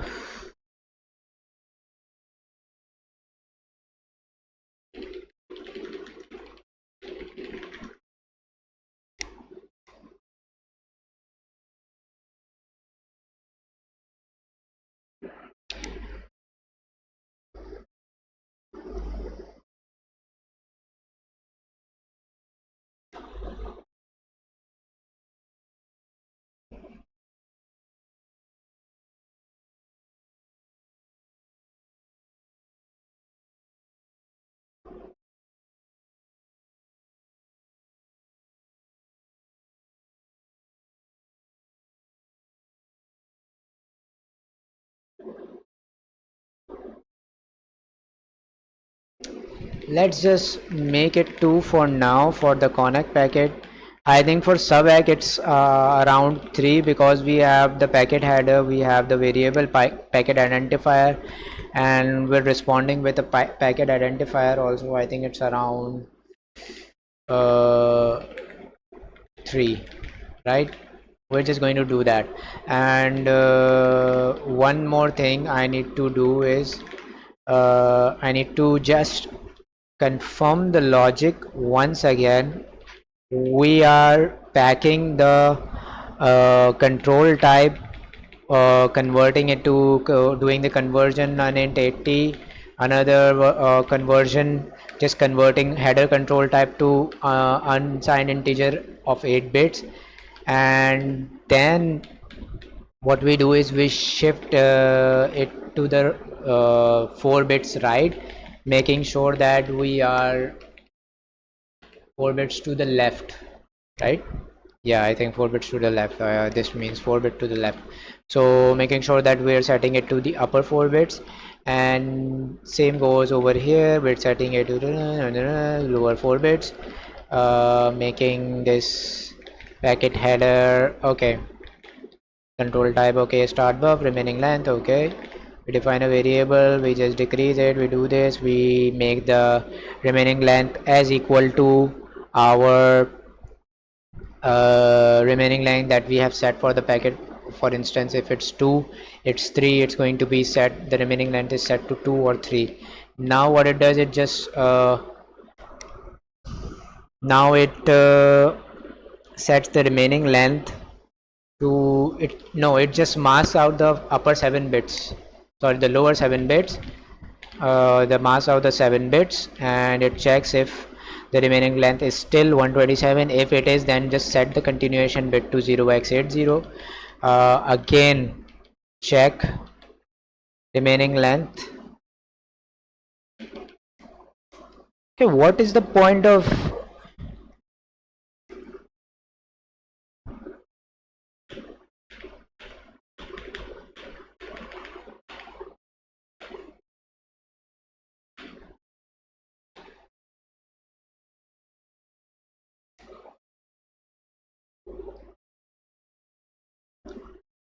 yeah, that is what I'm saying, that this over here is wrong. It just sets, sorry, shouldn't come over here. Oh my god, should come over here, right?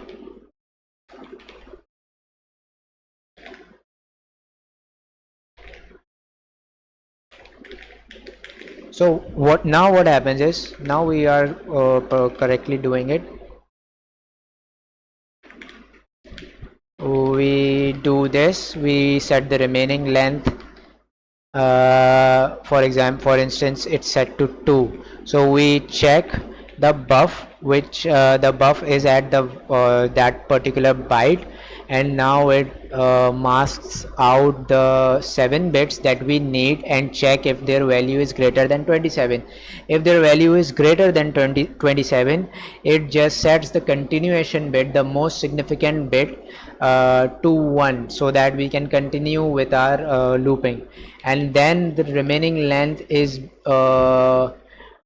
is is shifting towards the right, 7 bits towards the right, means the next byte, it's going to the next byte until we find the until this condition is not true, which is going to be not true when it's the last byte. When it's the last byte, it's not going to be true. We just keep looping and we just keep shifting the remaining length towards right, towards the next byte. Yeah, I think that pretty much sums it. I'm just going to write some comments over here. Check if the current byte mask out the 7 bits from the current byte, and check if the length is greater than 127. If it is greater, that means the byte is continuing, and set the MSB to 1.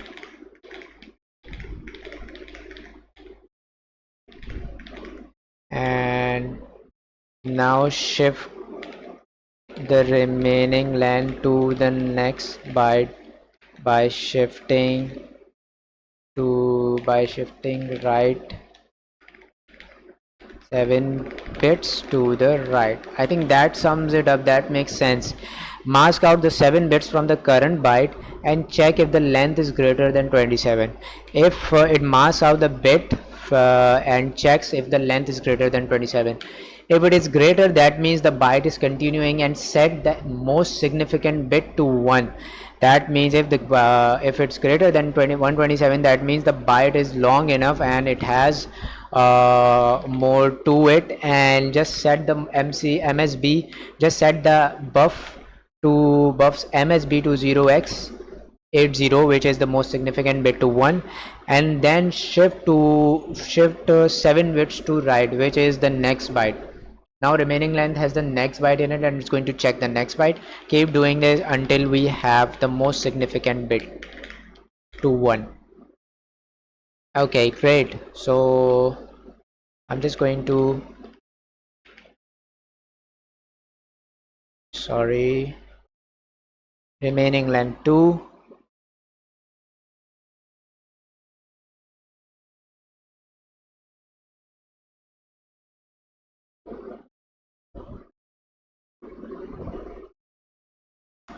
Remaining length is 2, meaning that we have 2 more bytes to be set, I think, right? No, it's just printing out that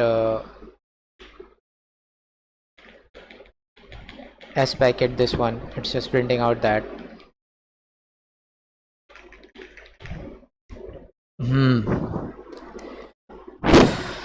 Seems good for us.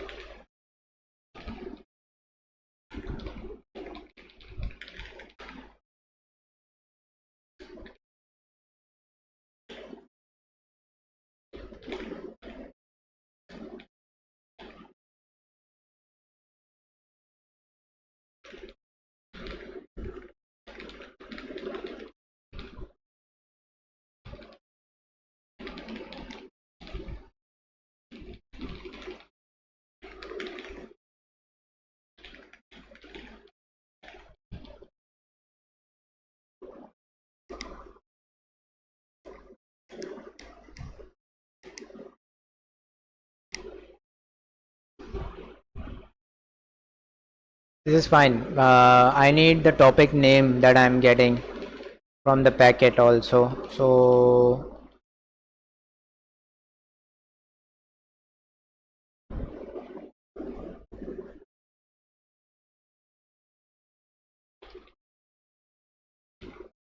there is one thing, in order to fetch the topic header,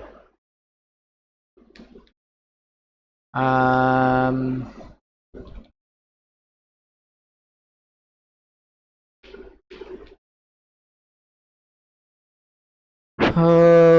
we need to convert into low endian to high endian, big endian to low endian, short endian format, N2HS, H2NS, in order to properly fetch out the, you know,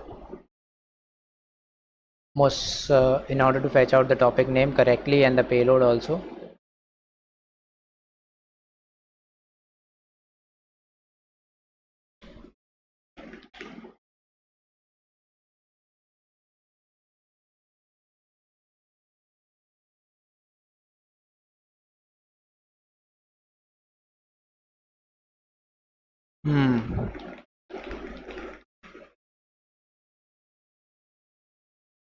What can we do for this?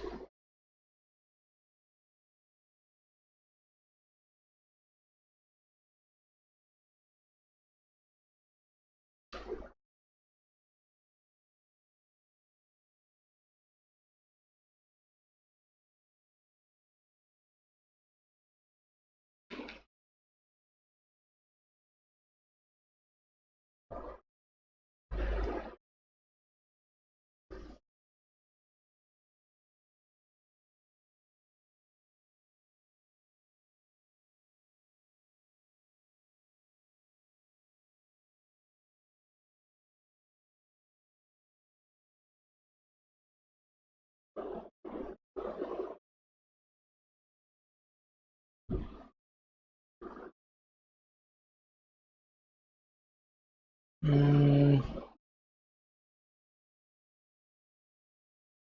when we're unpacking this packet header, we pack the remaining length. That means we can unpack other things also.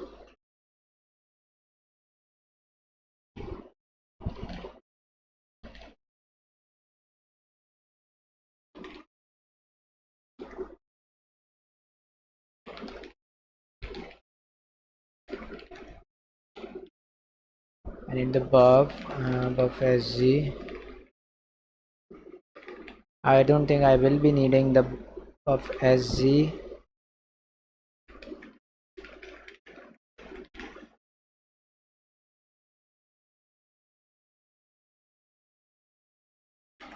And to create an integer host to this set.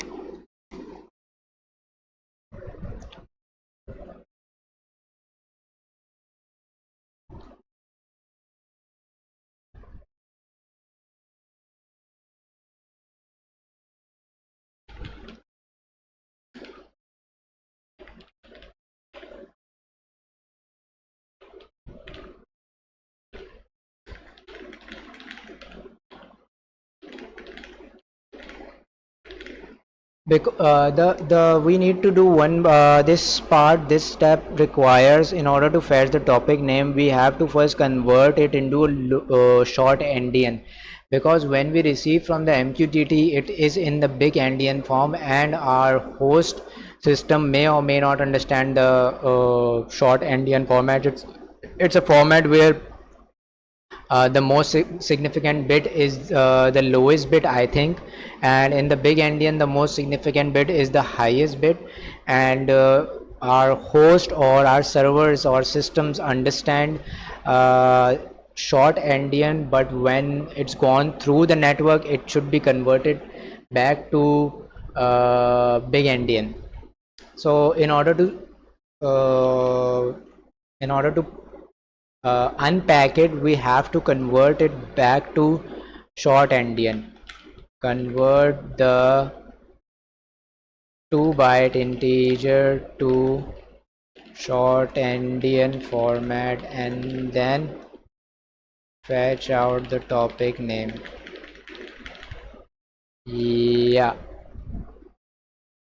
for that we will create an unsigned integer, 8-bit integer named integer h tons, and we're going to copy its memory. We're going to set its memory to buff and then do some conversion out of this. I have to we'll have to see how it's done a little bit into it.